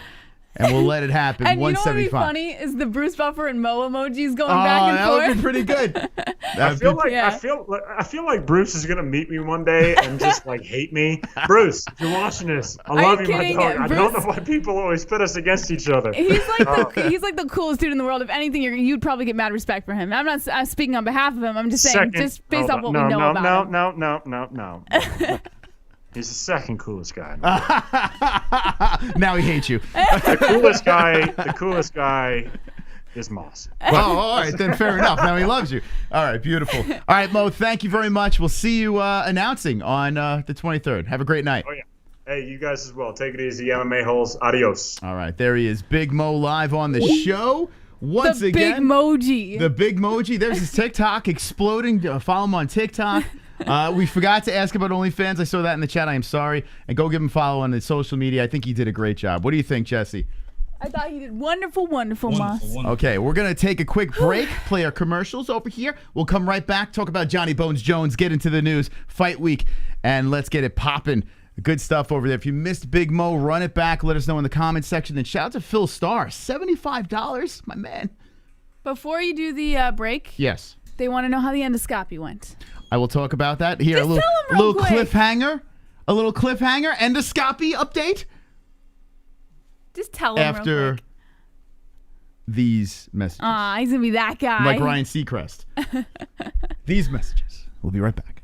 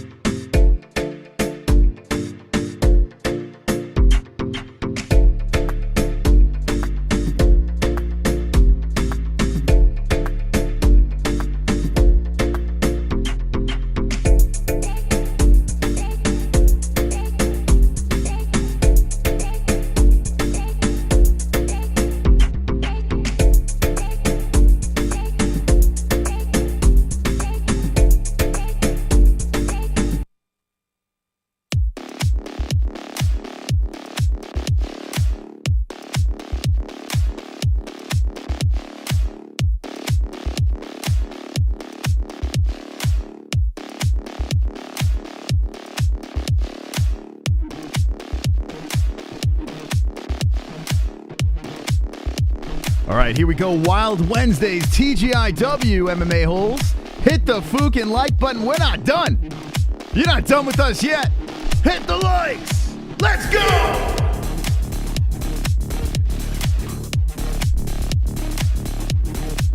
A 126 with 154 watching. What the fook? Let's pump it up.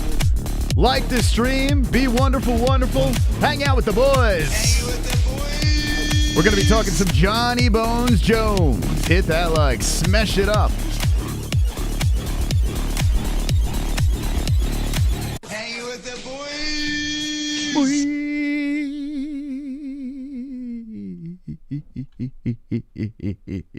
boys. All right, friends. Yeah, we hit 175. You guys want it? We'll give the emojis. The emojis, courtesy of Jesse. We got a donation over here. Let's play it. Wonderful, wonderful. Whoa, that's big. Sanosi. We have a $100 dono.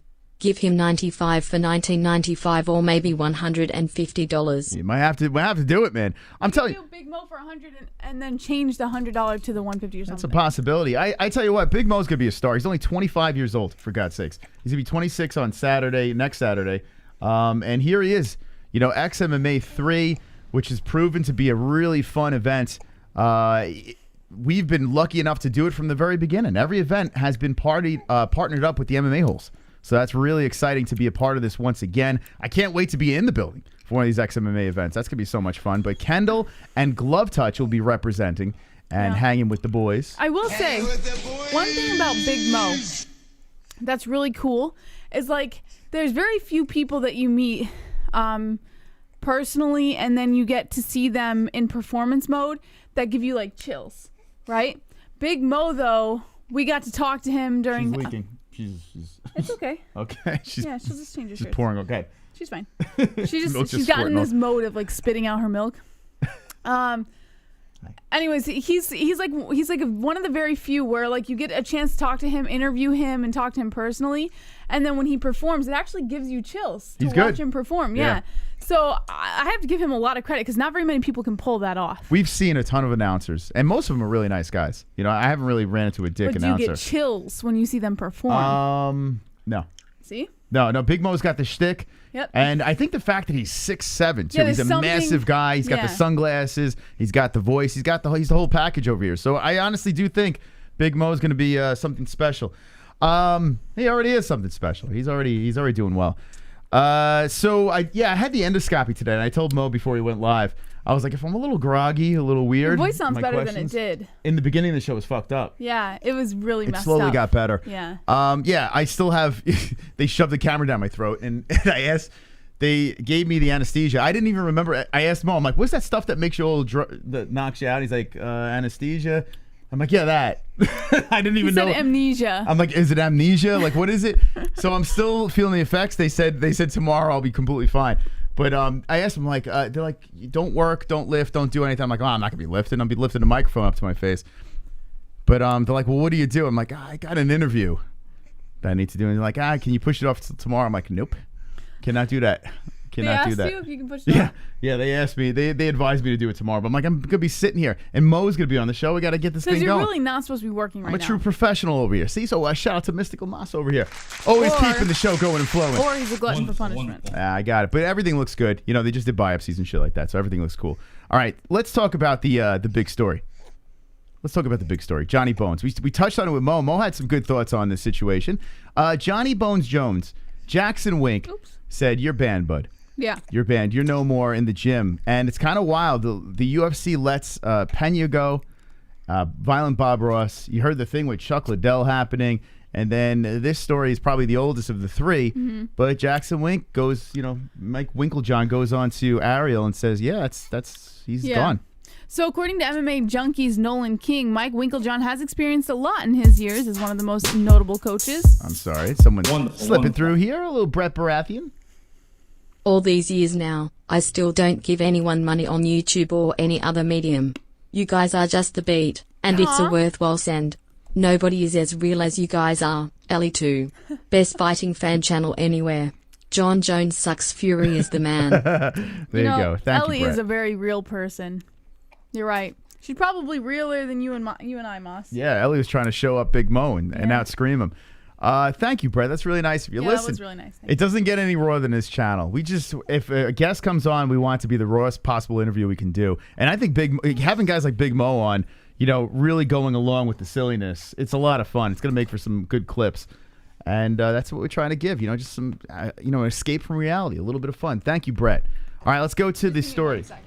Over here, let's see. All right, so Mike Winkeljohn has experienced a lot in his years as one of the most notable coaches in mixed martial arts, but he's not quite sure he's ever pondered a decision as difficult as the one he's recently made.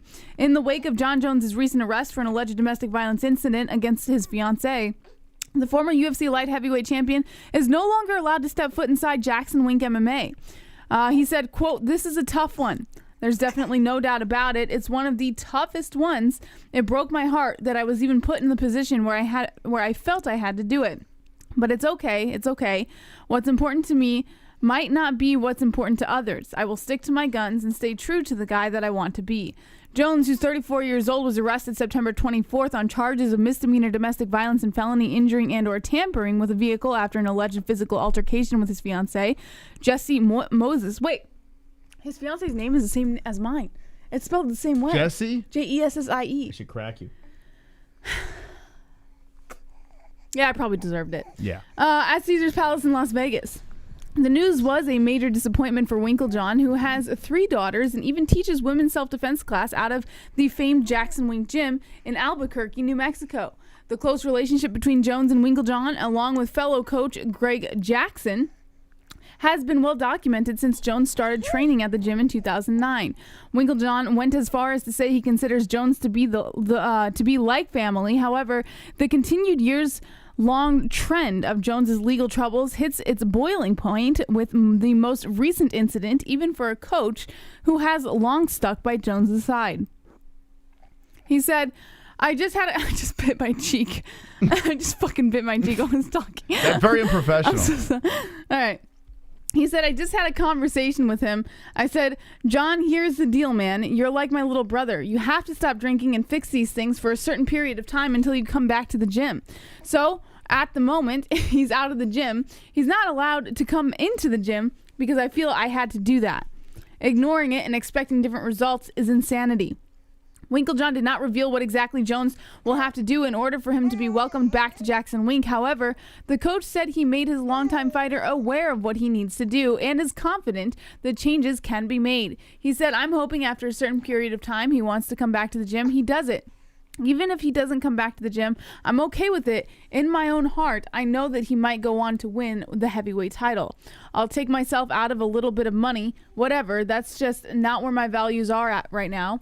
I just want to set the precedent for the rest of my guys in the gym and people as a whole. I'm all about forgiveness, but let's go forward. Let's fix these things. I know he can. I'm optimistic he can do that.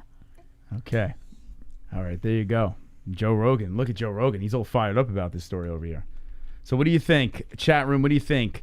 Jon Jones getting the boot from Jackson Wink. That feels that's weird, right? I think that was the smartest move Winkeljohn could have made, because Jon Jones is arguably the best fighter that he has in that gym. And for him to say, hey, you got to go because you can't clean yourself up, is a message to the rest of the fighters in the gym that if you fuck up, you're screwed. You're no longer here. Mm-hmm. You know? So I think it was probably the smartest move business-wise that Winkeljohn could have made. Yeah, what do you guys think in the chat? I mean, and this kind of, it kind of, I don't know if it lights a fire into the UFC, but it at least shows that people do care about Jon. Listen, this is just a messed up story. But if Jackson Wink is going to say, hey, you can't fight in our gym anymore, their guy, their golden calf, Jon Jones the guy. I mean, they hit him under a freaking, didn't they hide him under the cage when the USADA came? I mean, Jackson Wink would go to back for Jon Jones for nothing. But when a story like this comes out, even Jackson Wink has to say, hey, wait, we gotta cut ties here, for now at least. Not for good. I think the door is going to be open down the road, but right now Jon has to fix himself in order to come back to the gym. Yes. I think it is a good move. I really do. And it's a huge wake-up call. Jon doesn't lose his job yet, but he loses his gym. Very good stuff over here. I'm liking that. So let me see what the chat says over here as Johnny Bones Jones.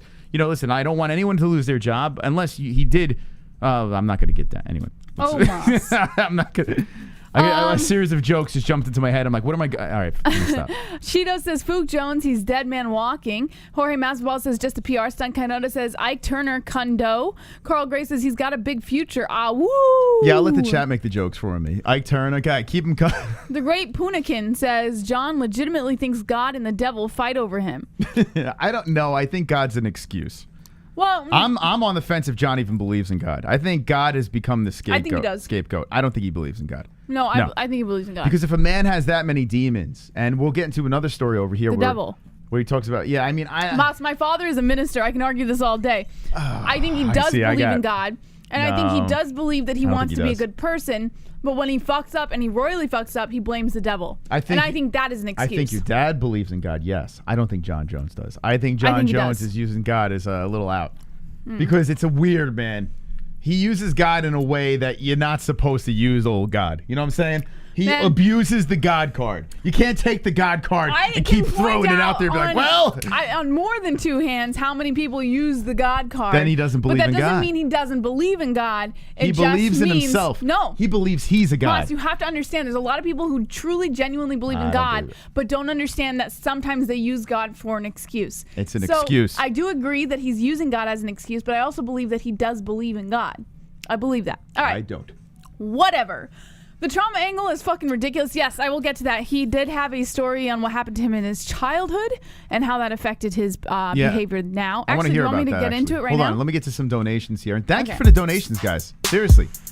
On a Wednesday night, you guys are awesome. I photoshopped my beard off and put in Discord. I just can't look like that faggot. I can't look like that pussy. Fuck it. I'm ugly either way.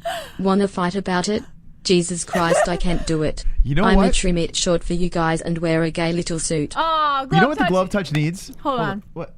Before you go forward. Because I don't do this often, Moss. You know me. I actually hate everybody. So yeah, you're hard on the glove touch. So I have to say, I actually have a lot of fucking respect for you right now. The fact that you just said that you would dress nice.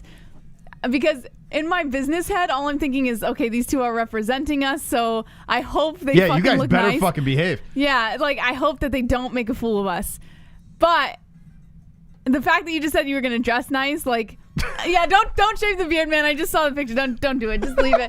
You know, it's fine. The beard's fine. Hold on a second. He looks like Justin Bieber now. Hold on a second. All right, here's the pictures. All right, so here's him. Here's a glove touch with the beard. He looks like he's in his 30s here. It's crazy. Yeah, it makes him look older. And then over here, bang, he's back to 16. Yeah, nah. Keep the beard. Just clean it up, bro. Keep the beard. Just make it look nice and not scraggly. But anyways, I hope you guys, that'd be awesome though if you guys, and we'll get to Jesse in a second. I hope you guys can pull some good content. Yeah. Like some hit fighters with like bizarre questions. We'll play whatever you guys have. You know, make it, have fun. Have a good time with it. So don't let me down, bro, because I told Moss, and I will admit it freely, that I was not entirely down with this idea. It's all me. But yeah, my reputation's on the line. Because you're representing our brand. Kendall, show a little extra leg. Make sure the fucking hips hanging out.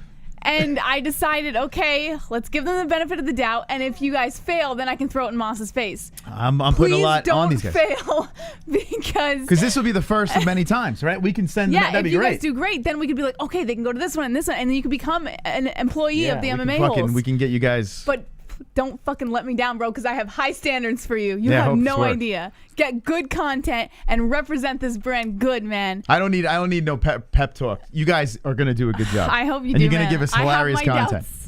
I have my doubts. Prove me wrong. All right. So what were we gonna say before that? I can't remember. All right, let's move on to the Jon Jones. You talking about his beard. All right. Anyway. Okay. Oh, hold on. I had huge respect for him because of the fact that he was gonna dress nice and stuff. Joe B coming in. 1, 2, 3, 4. Jon Jones crashed the show. Jon Jones crashed the show. Jon Jones crashed the show. Jon Jones crashed the show. Jon Jones crashed the show. Jon Jones crashed the show. Jon Jones crashed the show. Jon Jones crashed the show. Joe fucking B, baby. That's probably the last time we'll ever see John on this show. After what we've been, yeah. That's a Jackson Wink. Winkle, John and Jackson Wink. I don't need them. No, seriously, let me in, LOL. Alrighty. Thank you so much, Joe Beeg, Love Touch, Joe Brett, B. Sanosi, Fukin, Kainoto, Phil Starr with the 75. Motherfucker. You guys are awesome. Thank you, guys. Seriously. See? Here she goes. Ellie saying thanks, Get too. ready, guys. All right, so what did John say about this molesting Yeah, thing? Is this true? so, all right, so let me, hold on. I completely forgot. Hold on, give me 1 second, please. But why pull the molest card? Like, it's like that's his ace in a hole. Like, he waited and waited and waited. It's like, okay, I got to use it now. Right? Yeah. He had so many opportunities to pull the molest card. Now he's going to do it? Like... All right, so here we go. So according to Shaquille Majori of He MMA ran out of Mania, God. He ran out of God card, so he went to the molest card. I suppose. Jon Jones insists that he never hit his fiance and says he was molested as a child. Listen, that is not anything to laugh at. It's getting so bonkers right now. All right, go ahead. So, former UFC God. light heavyweight champion Jon Jones has a lot to get off his chest. Jones, who's 34 years old, is facing intense scrutiny after being arrested in Las Vegas on Friday, September 24th, on charges of misdemeanor, battery, domestic violence, and tampering with a police vehicle, a felony. On Wednesday, Bones revealed skeletons in his closet and refuted the domestic violence allegations. He tweeted on his account saying, quote, "I love how people are imagining the worst possible situation in their heads and making it somehow factual. I never hit my fiance, and our daughters were woken up after our confrontation." What about headbutting the cop car? Did that happen? Did he dispute that? He also said, "My daughters didn't see or hear us arguing." So Now, how did the lip thing happen? I'll tell you. Now, he also continued on by tweeting. He said, "That's really the only thing I care to clarify. Outside of that, looking forward to moving forward without alcohol. It's the first time in my life where I'm actually ready to quit. Glad to have the support of my fiance, family, friends, and fans." He then continued by retweeting someone who said, "Actions speak louder." He responded by saying, "Yep, I totally understand that. That's why I'm not going to do some big PR stunt, hire a publicist. I'm not going to do anything like that. I know it's real. I know that I'm ready. Time will take care of the rest." And then Shaquille, who wrote this story, said... O'Neal, correct? Shaquille Majori said Jon Jones insists he never hit his fiance, says he was molested as a child, and then retweeted some of the things that Jon Jones had said. Now, one of the things Jon Jones tweeted said, "My life wasn't always great, man." He prefaced this in his since deleted tweet. He said, "Being molested as a child, losing a parent and sibling to disease at a young age, it goes on and on, man. I got things I need to deal with." The parent thing was when he fought, oh shit, wasn't that Oven St. Preux? Didn't he lose? I do remember him losing his mother. It was his mom, right? Early on, yeah. Yeah, which, I mean, listen, that's terrible. You don't want to lose a parent. It's a horrible Yeah. story. And but it early in affects people. age, he was... He was young. I mean, listen, yeah. I mean... What do you consider early Listen, in age? listen. He wasn't... Early in age, I consider my father losing his mother when he was a child. Okay, but That's what I'm think thinking early. Listen, but you there's never different perspectives, I Yes. think. I don't think that's really reason for This us guy's to... Listen, you know what? I'm going to put my foot down. Hold I've been on, defending let this me- guy forever. This guy's... He's full of excuses. It's getting stupid now. Yeah. Well, that was the last tweet he Hire the sent, publicist. and he deleted it. Here's the thing. Like, did he delete it? Yeah, because this is... Oh, my God. Like, I've been defending John, like, because I want to see him fight. I'm a selfish fan. I want to see this guy. But what the fuck? Listen, Get the publicist, bro. You sound like an idiot. I'm glad he didn't. Hire the because publicist. You would lose Let's respect go. for him if he had. No, Listen, what are you talking I don't about? think... Publicist. I don't what do you think got to that say? what happened was a good thing. But at the same time, we don't fucking know what happened. We're making assumptions. No, right? I don't. Listen. Now wait. All I'm My saying problem is is with how he's handling All I'm this. saying is I'm glad he didn't get the publicist, because had he gotten the publicist and they told him exactly what to say and how to handle this and did a whole PR stunt and everything Then else, we could move on. You know for a fact you would not have the same respect for him, because you'd be like, "Oh, this is I would- bullshit. People are feeding him lines and this and that." I wouldn't care. Conor You- McGregor. Listen. As a majority, Mom. Hold on. Listen. My foot was a balloon. What is that? Stop. That was the publicist. Okay? The publicist comes in, conjures up. Fuck the Okay? All right, that's, we move on. That's not. But a- instead, this guy's crying about being molested and losing No, his but mother. wait. He's crying. Now, he's since Get deleted. the publicist. They're trained in doing this. Here we go. All right, hold on. Move on. He's since deleted that message, and I think that he, what his intentions were good, trying to explain to people where these demons come from, but I don't think he handled it the right way. No. However, I do feel for him losing a family member. Yeah. And I know that He's affects... trying to... You pulling heartstrings. Hold on. that does affect people and their behavior. Oh my God. It does. And it No can shit. cause people to make very rash decisions. So hire the publicist to put that together in a way where it works, not just jump on Twitter and be like, I lost my mommy and I was touched, my pee-pee was touched when I was 12. Are you kidding me right now? That's what he's doing. John, and why do you think he deleted that? The dude, Because he doesn't want people to know his private information, and he because Jon Jones irrationally posted he it. needs someone to be his handler. He needs someone to say, John, zip it, say this and that. John, take a step back, get off his social You're right. media. There John, should be hey John, stop beating up You're your fiance. absolutely right. There should be someone stepping in between, telling him the right things to say and what not to say. However, there's not that person. So you have to respect that he's trying to handle this on his own to the public, who he has hundreds of thousands of fans, You're right? making excuses Tell me for about this it. guy. No, I'm not making excuses. Like I said, I don't think it was handled appropriately. No. I just got done saying that.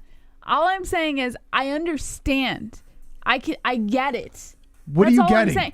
I So what's- believe that situations that he may have gone through We know this do already. affect his behavior. By him throwing that shit out in this way, do you think that helps him in any way?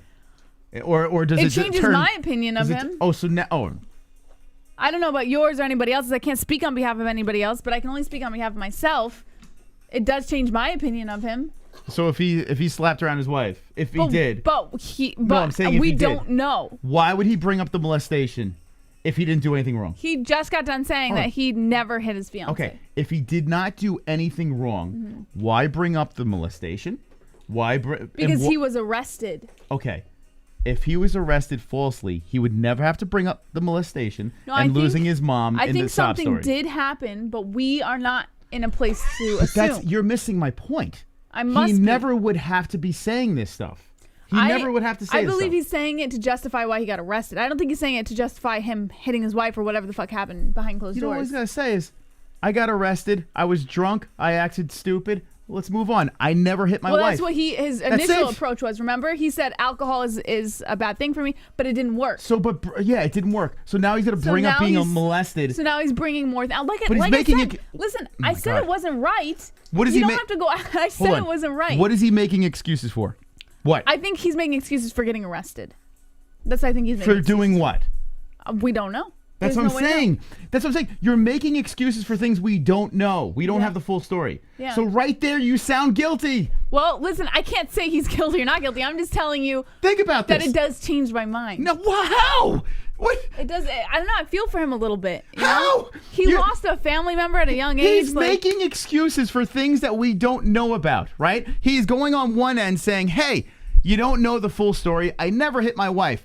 Here's some excuses. Okay, Johnny boy, what's the excuses Well, for? remember when being he said- arrested. Okay, what were you arrested for? Not hitting my wife. So why are you bringing up excuses for something you never did? Well, Jesse. remember when he said in the beginning that like alcohol was bad for him and this and that? Like he had like that whole thing. Remember that? Yeah. So maybe he's excusing his alcohol consumption. Maybe he's not excusing the arrest. Oh my maybe God. he's saying, well, listen, I'm just coming up with scenarios. I don't know for sure. I'm trying to figure out where you're coming from. Maybe he's saying, hey, I was molested and that this happened and that happened and that's why I abuse alcohol. Maybe he's saying that. I don't know. I mean, you could just But think you're of a saying million. you're starting to feel bad for a guy. You do not. I feel bad for situations he's gone Let's go through the series of I do not events. feel bad for like this most recent situation because we don't know. I just feel bad for certain things he's gone through because I do believe that can affect someone's behavior. The God card stopped working. It stopped working in his previous events, right? Now, let me just make this very clear. By no means am I a Jon hater. In fact, I have been the one defending Jon the whole way because I said selfishly, I want to see this guy fight. Now, if he beat the shit out of his fiance, there's nothing I can say, okay? There's nothing I can say, but I don't know if he did. My problem lies in him making excuses for things that he claims he never did. Well, let me ask you a question. So what the fuck's going on? And the God card stopped working. And People that's start fair. buying it. So all of a sudden, God's mysteriously gone. Now, all of a sudden, out of nowhere, he's going to be pulling molestation out of the hat. I'm going to be Fair. pulling this out. Come you on. have a completely fair mentality. I don't think that you're wrong in any way. But let me ask you a question. Even if you do look at these as excuses, which they may very well just be excuses, Yes. do you not listen to some of these things that he's gone through and at least feel in your heart that he's No. Like, you don't feel bad for things he's gone through? The reason why is I did a whole stream of John's last arrest. We did the video, and at the end of the stream, I said to everybody, I said, I feel bad for the guy. Maybe I'm crazy. I feel bad. He was in tears, being arrested at his lowest moment in his life over there, and I felt terrible for the guy. Yes, but here's the problem, okay? I'm not saying he's never was molested. Maybe he was, okay? I'm not saying he never lost a family member. He did. Okay, I'm not saying those things didn't happen. What I'm saying is he's constantly making excuses for things that he's saying he didn't do. That makes no sense to me. Yeah, see, I'm the exact opposite. I crucified him. The first, like, multiple times that he fucked up, I crucified the guy.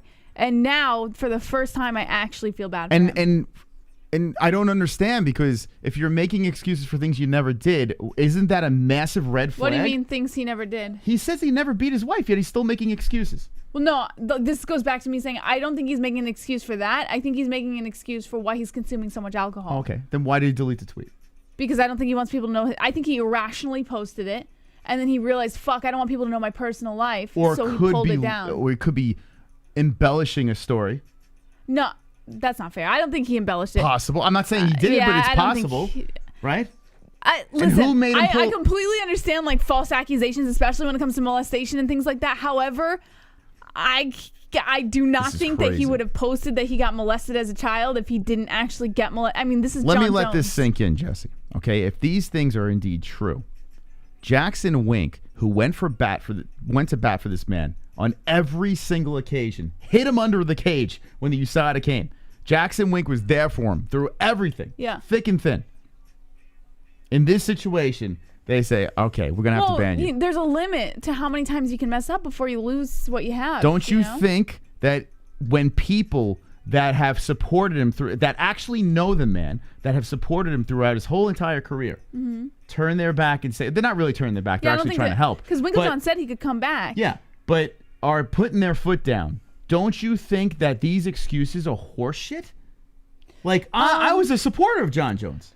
Like, I actually said, you know what? I still want to see this guy fight. But now we're at the point where I don't think so. Listen, that's just my opinion, and I'm not saying that anyone has to agree with me, and I'm not saying that anyone else should think the same way I'm thinking. This is just because of maybe personal. It goes against everything you've said before. You're right. Everything you said. Absolutely does. And I just said I crucified him every single time he fucked up. But this hits me. And I don't want to go super far into it, but it fucking hits me. So I feel bad for him in a weird way. Like, I felt bad for him when we watched him break down on that whole police thing. He was walking the line. He was fucked up. It was the time where he shot up in the air and he was offering like a homeless guy a drink or something. It was just this weird down in the dumps. Listen, I don't excuse things that he's done that he's been proven to do. But this situation here, it's getting worse. It's progressively getting worse. And he says he won't hire a publicist, yet he's going out there and making the wrong decisions over and over and over again. Yeah, 100%. Listen, the decisions he's made, him getting arrested, there's a reason for all of that. And honestly, I don't think any of it's right. And I'm not justifying his behavior in any way. All I'm saying is now I get it. Now I understand why he's fucking up so much. I'm not saying it's right. Jesse, the next time... Please understand that. I'm not excusing anything he's done to get arrested, to get in trouble with his family or anything like that. Now I get it. Let me just say something to you, Jesse. The next time we get into a heated debate, heated argument in our personal life, I'm going to be like, Jesse, I was touched at 12 years old. I was molested. Someone stuck a pinky in my asshole. Stop it. And I did not want it there. And I was fondling my uncle's balls. And I just did not want to be in this situation. Stop. And then I expect you to forgive me for all my sins. You're so ridiculous. Cut it out. Cut it out. All right. Wonderful. Kainoto coming in. Jones has some balls. The dude is the victim of all of this in his mind. To play the molestation card right now comes off as a lie. Being a true narcissist, we would have already heard about this story. I heard he was also in Tower 1. Fuck him. Oh my God. It's a big misplay, and I think that's why he deleted the tweet. I think it was a big misplay. And whether he was molested or not, I'm not saying it never happened. This is odd timing. Very, very odd timing. Well, that's why I think he pulled it down. He realized it was an irrational decision to tell everybody about that, and I think that's why he kind of pulled it away. Super chat. Pacific Loon coming in with the 5. Diego Sanchez got fisted by his coach and he never made any excuses. Who is the true GOAT? That's true, right? Oh, man, that's amazing. What? It's so weird. She's just staring at the light. No, she's not. That's freaking funny. That's a good donation right there. You know what? You bring up a good point. Thank you. Let's see what else we got over here. Pacific Loon. That was good. Wonderful. Kainoto coming in. Jesse, you just proved why Jones used the excuse he did. He knows how to manipulate people into feeling sorry for him. I lost my father in a horrific way. Mum passed away a year later and then I got shot shortly after. I never used that as crutch. You're right. Man face palming. Listen, and you're absolutely right. I don't think it should be used as a crutch. It's just a bad look, I man. could list a million fucking things that we have both gone through combined that we could use as a crutch, but we don't. So I completely get it. I believe all that stuff should be... I had an endoscopy today. Oh. I believe all that stuff should be to yourself. I don't think that's something that you should share with anyone, let alone as an excuse for bad behavior. I completely agree with that. And maybe you're right. Maybe he is manipulating me into believing something. However, I think he succeeded in hitting nerves in certain people who maybe have gone through things and they understand or something like that. I don't know about anybody else. I can only speak for myself. But he hit a nerve. So, like... That's what I'm trying to say. I'm not saying anything that he did was right. It wasn't. But I hope the truth prevails and he never hit his wife. And I hope everything gets cleared up and then John stops drinking altogether. His family is safe and happy. I hope for all that stuff. I really do.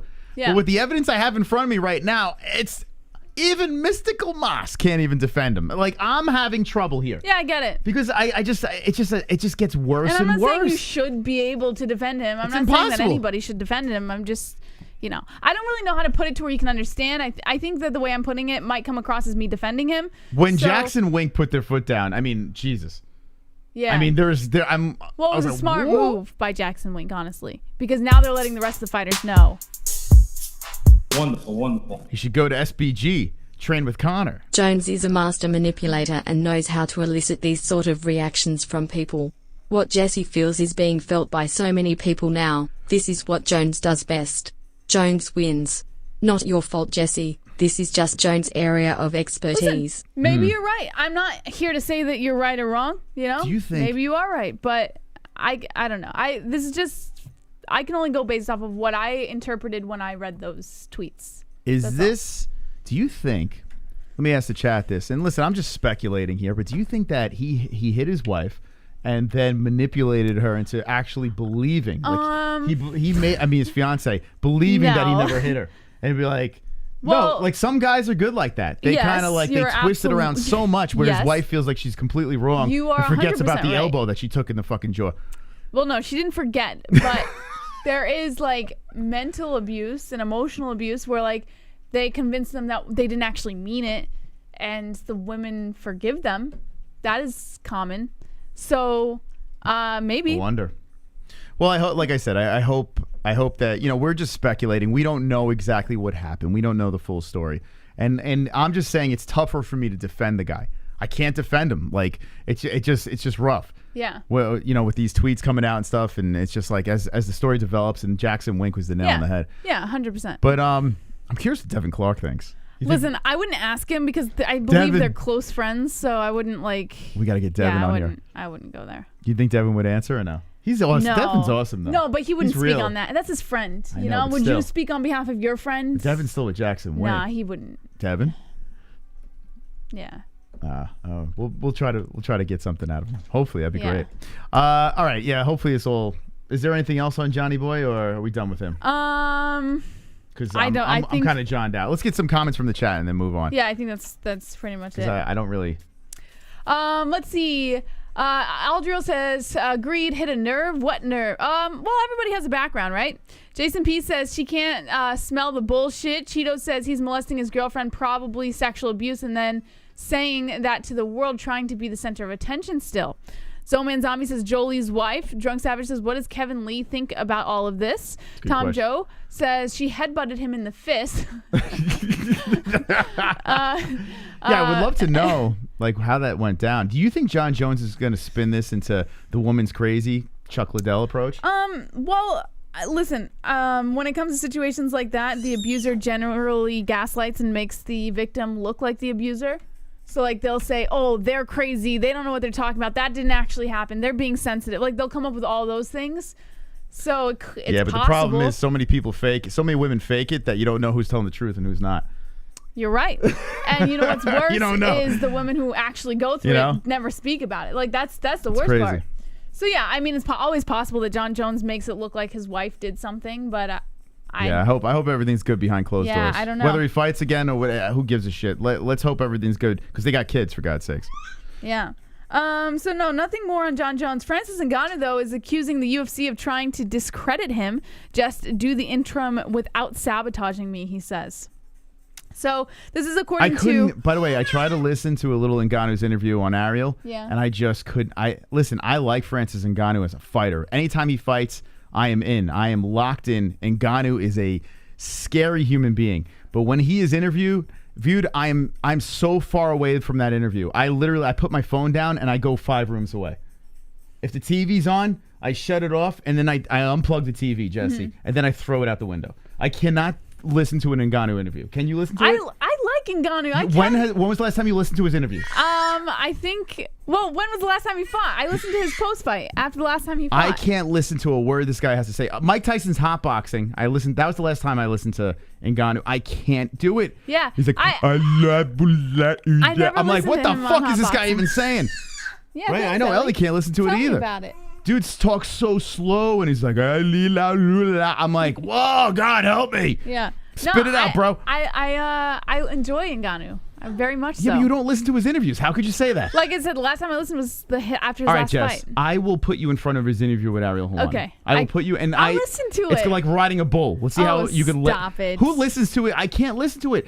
You know what? Don't even talk anymore. Just fight, man. You don't even have to talk. So according to Alexander K. Lee of MMA Fighting, Ngannou isn't happy with how the UFC has portrayed him in his absence. The reigning UFC heavyweight champion and unanimous #1 heavyweight in MMA Fighting's global rankings is set for a unification bout with interim title holder Ciryl Gane for UFC 270 on January 22nd, but Ngannou's intention wasn't to be out of action for long after beating Miocic in March. He is particularly annoyed by the fact that in the build to Gane's interim title fight with Derek Lewis in August, UFC's promo suggested that Ngannou would rather go on a vacation than book his first title defense. On the MMA Hour on Wednesday, Ngannou cleared the air on this situation, stating that he has no issue with Gane claiming a share of the heavyweight crown and that his problems lie solely with the UFC, depicting him in a negative light to make the interim title fight seem more important. Oh, man, listen, this whole storyline drives me nuts. I like Francis Ngannou. He seems like one of the nicest guys on the UFC roster. It's so wild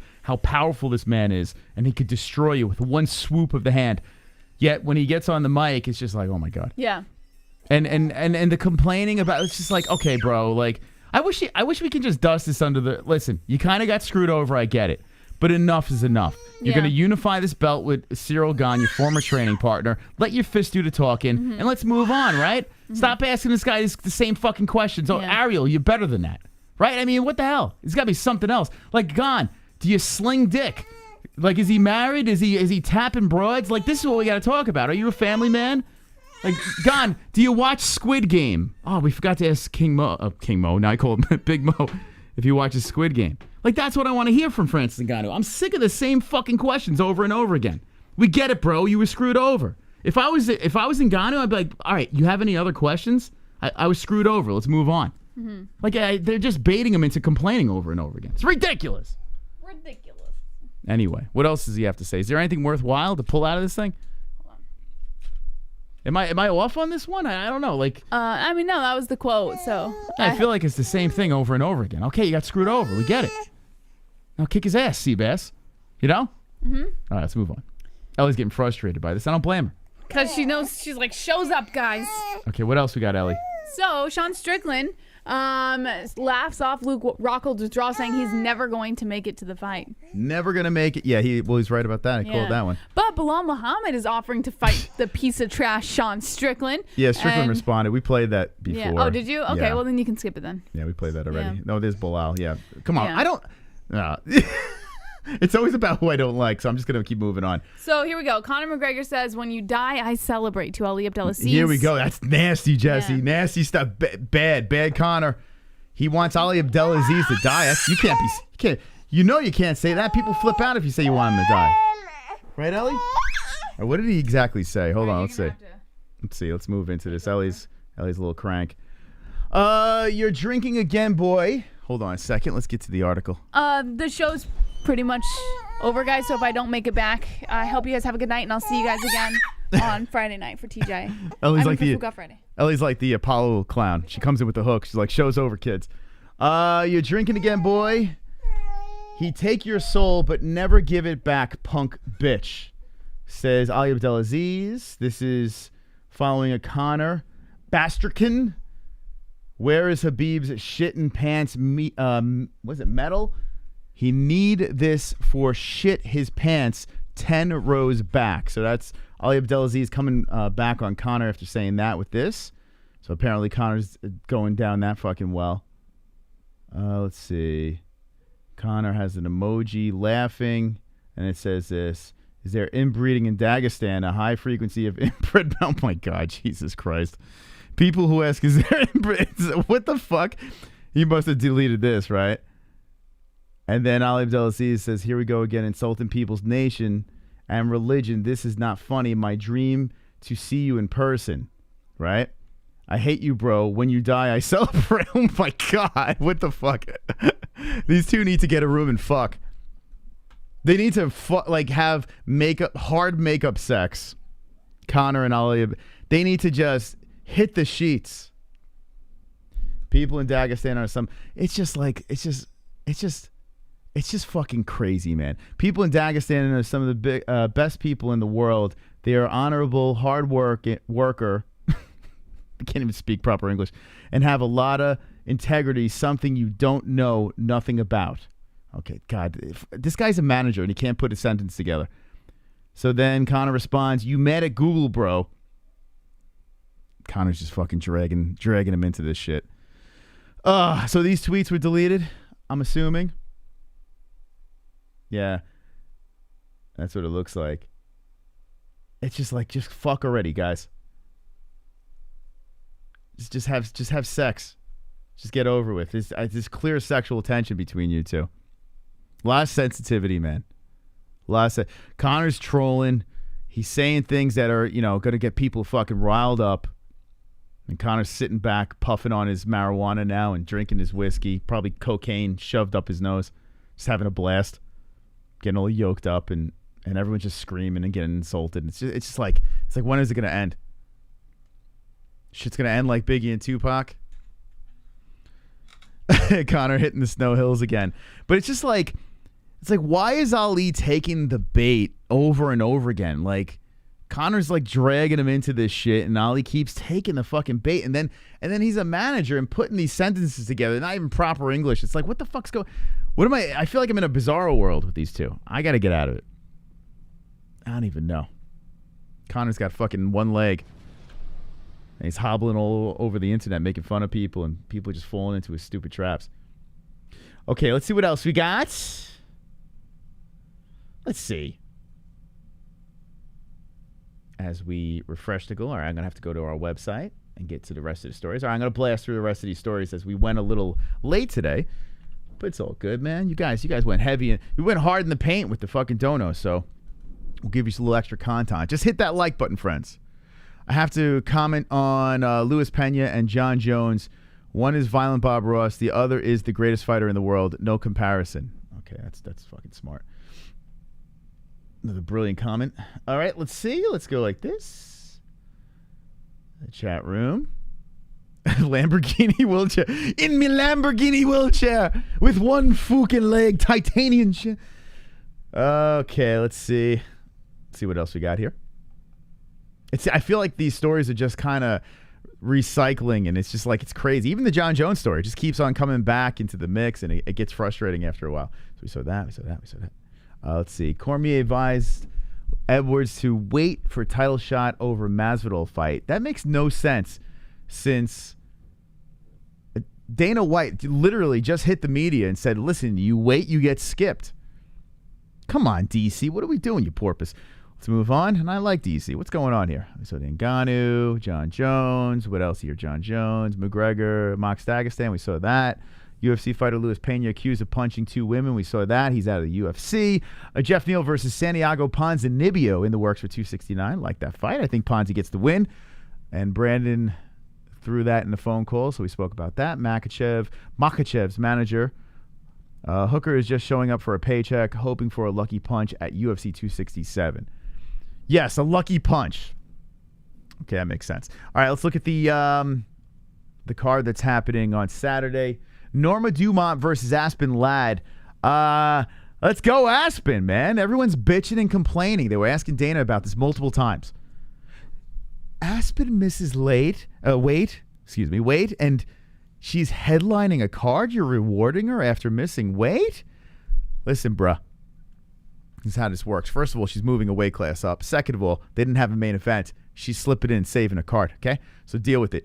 And the Contender Series happens. Dana White goes back on his word and signs some kid from the UK that misses weight and gets the win. It's all about business. Why are you asking stupid questions, media? Like, what are we doing? And asking it over and over again to the boss, to this, to that. It's a fucking business. When are you going to learn, media? Aspen will still miss weight. She'll pull a Kelvin Gastelum. Maybe. Possibly. When is the media going to start asking some real fucking questions? When are they going to get their heads out of their fucking ass and ask, like, come on. Even if you think the dopey fans want to hear these questions, maybe you fucking put a brain in your head and ask some more logical. You know the answer. It's crazy. Anyway, so that fight's happened. I'm going for Aspen. I don't know. Felicia Spencer. That's a pretty nice win. Ashley Evans Smith lost to Megan Anderson. Oh, I'm definitely going Aspen. Aspen's going to come in with some from Fat Girl vengeance. And Ladd's a 68% favorite. So that's my pick on that fight. The GOAT, Andrei Arlovsky. The guy's been around forever. Crooked nose. Jim Miller versus Eric Gonzalez. Whoa, that got pumped up. Oh, we should have reached out to this dude, man. Fuck, I forgot to reach out to this guy here. The Ghost Pepper, man. He's on the MMA-Holes.com. He's got gaming streams. Has limited people watching him over there. Has a huge opportunity against Jim Miller. Short notice coming in. Hope he gets the dub. Hope he wins. Marquez versus Wright. That's a fire fight right there. That's on the main card. Okay. Hey, the main card's not bad. It's not bad. Listen, it's not fantastic, but it's at least we got some names here. We know what's going on. Lupita Godinez comes in, and she fought 4 days ago. 4 fucking days ago. It's like, I'm back. That's wild, man. This girl's a freaking badass from Mexico. So coming back in there. So some stories. It's an 11-card fight. We'll be reacting to this. Bellator is on Saturday as well. So we got that for you. A big thanks to the community for hitting that like button. If you missed Big Mo, run it back to the beginning of the stream and put in the comment section down below what you thought of Big Mo. He had some pretty funny moments and dropping some knowledge at the same time. So go check it out.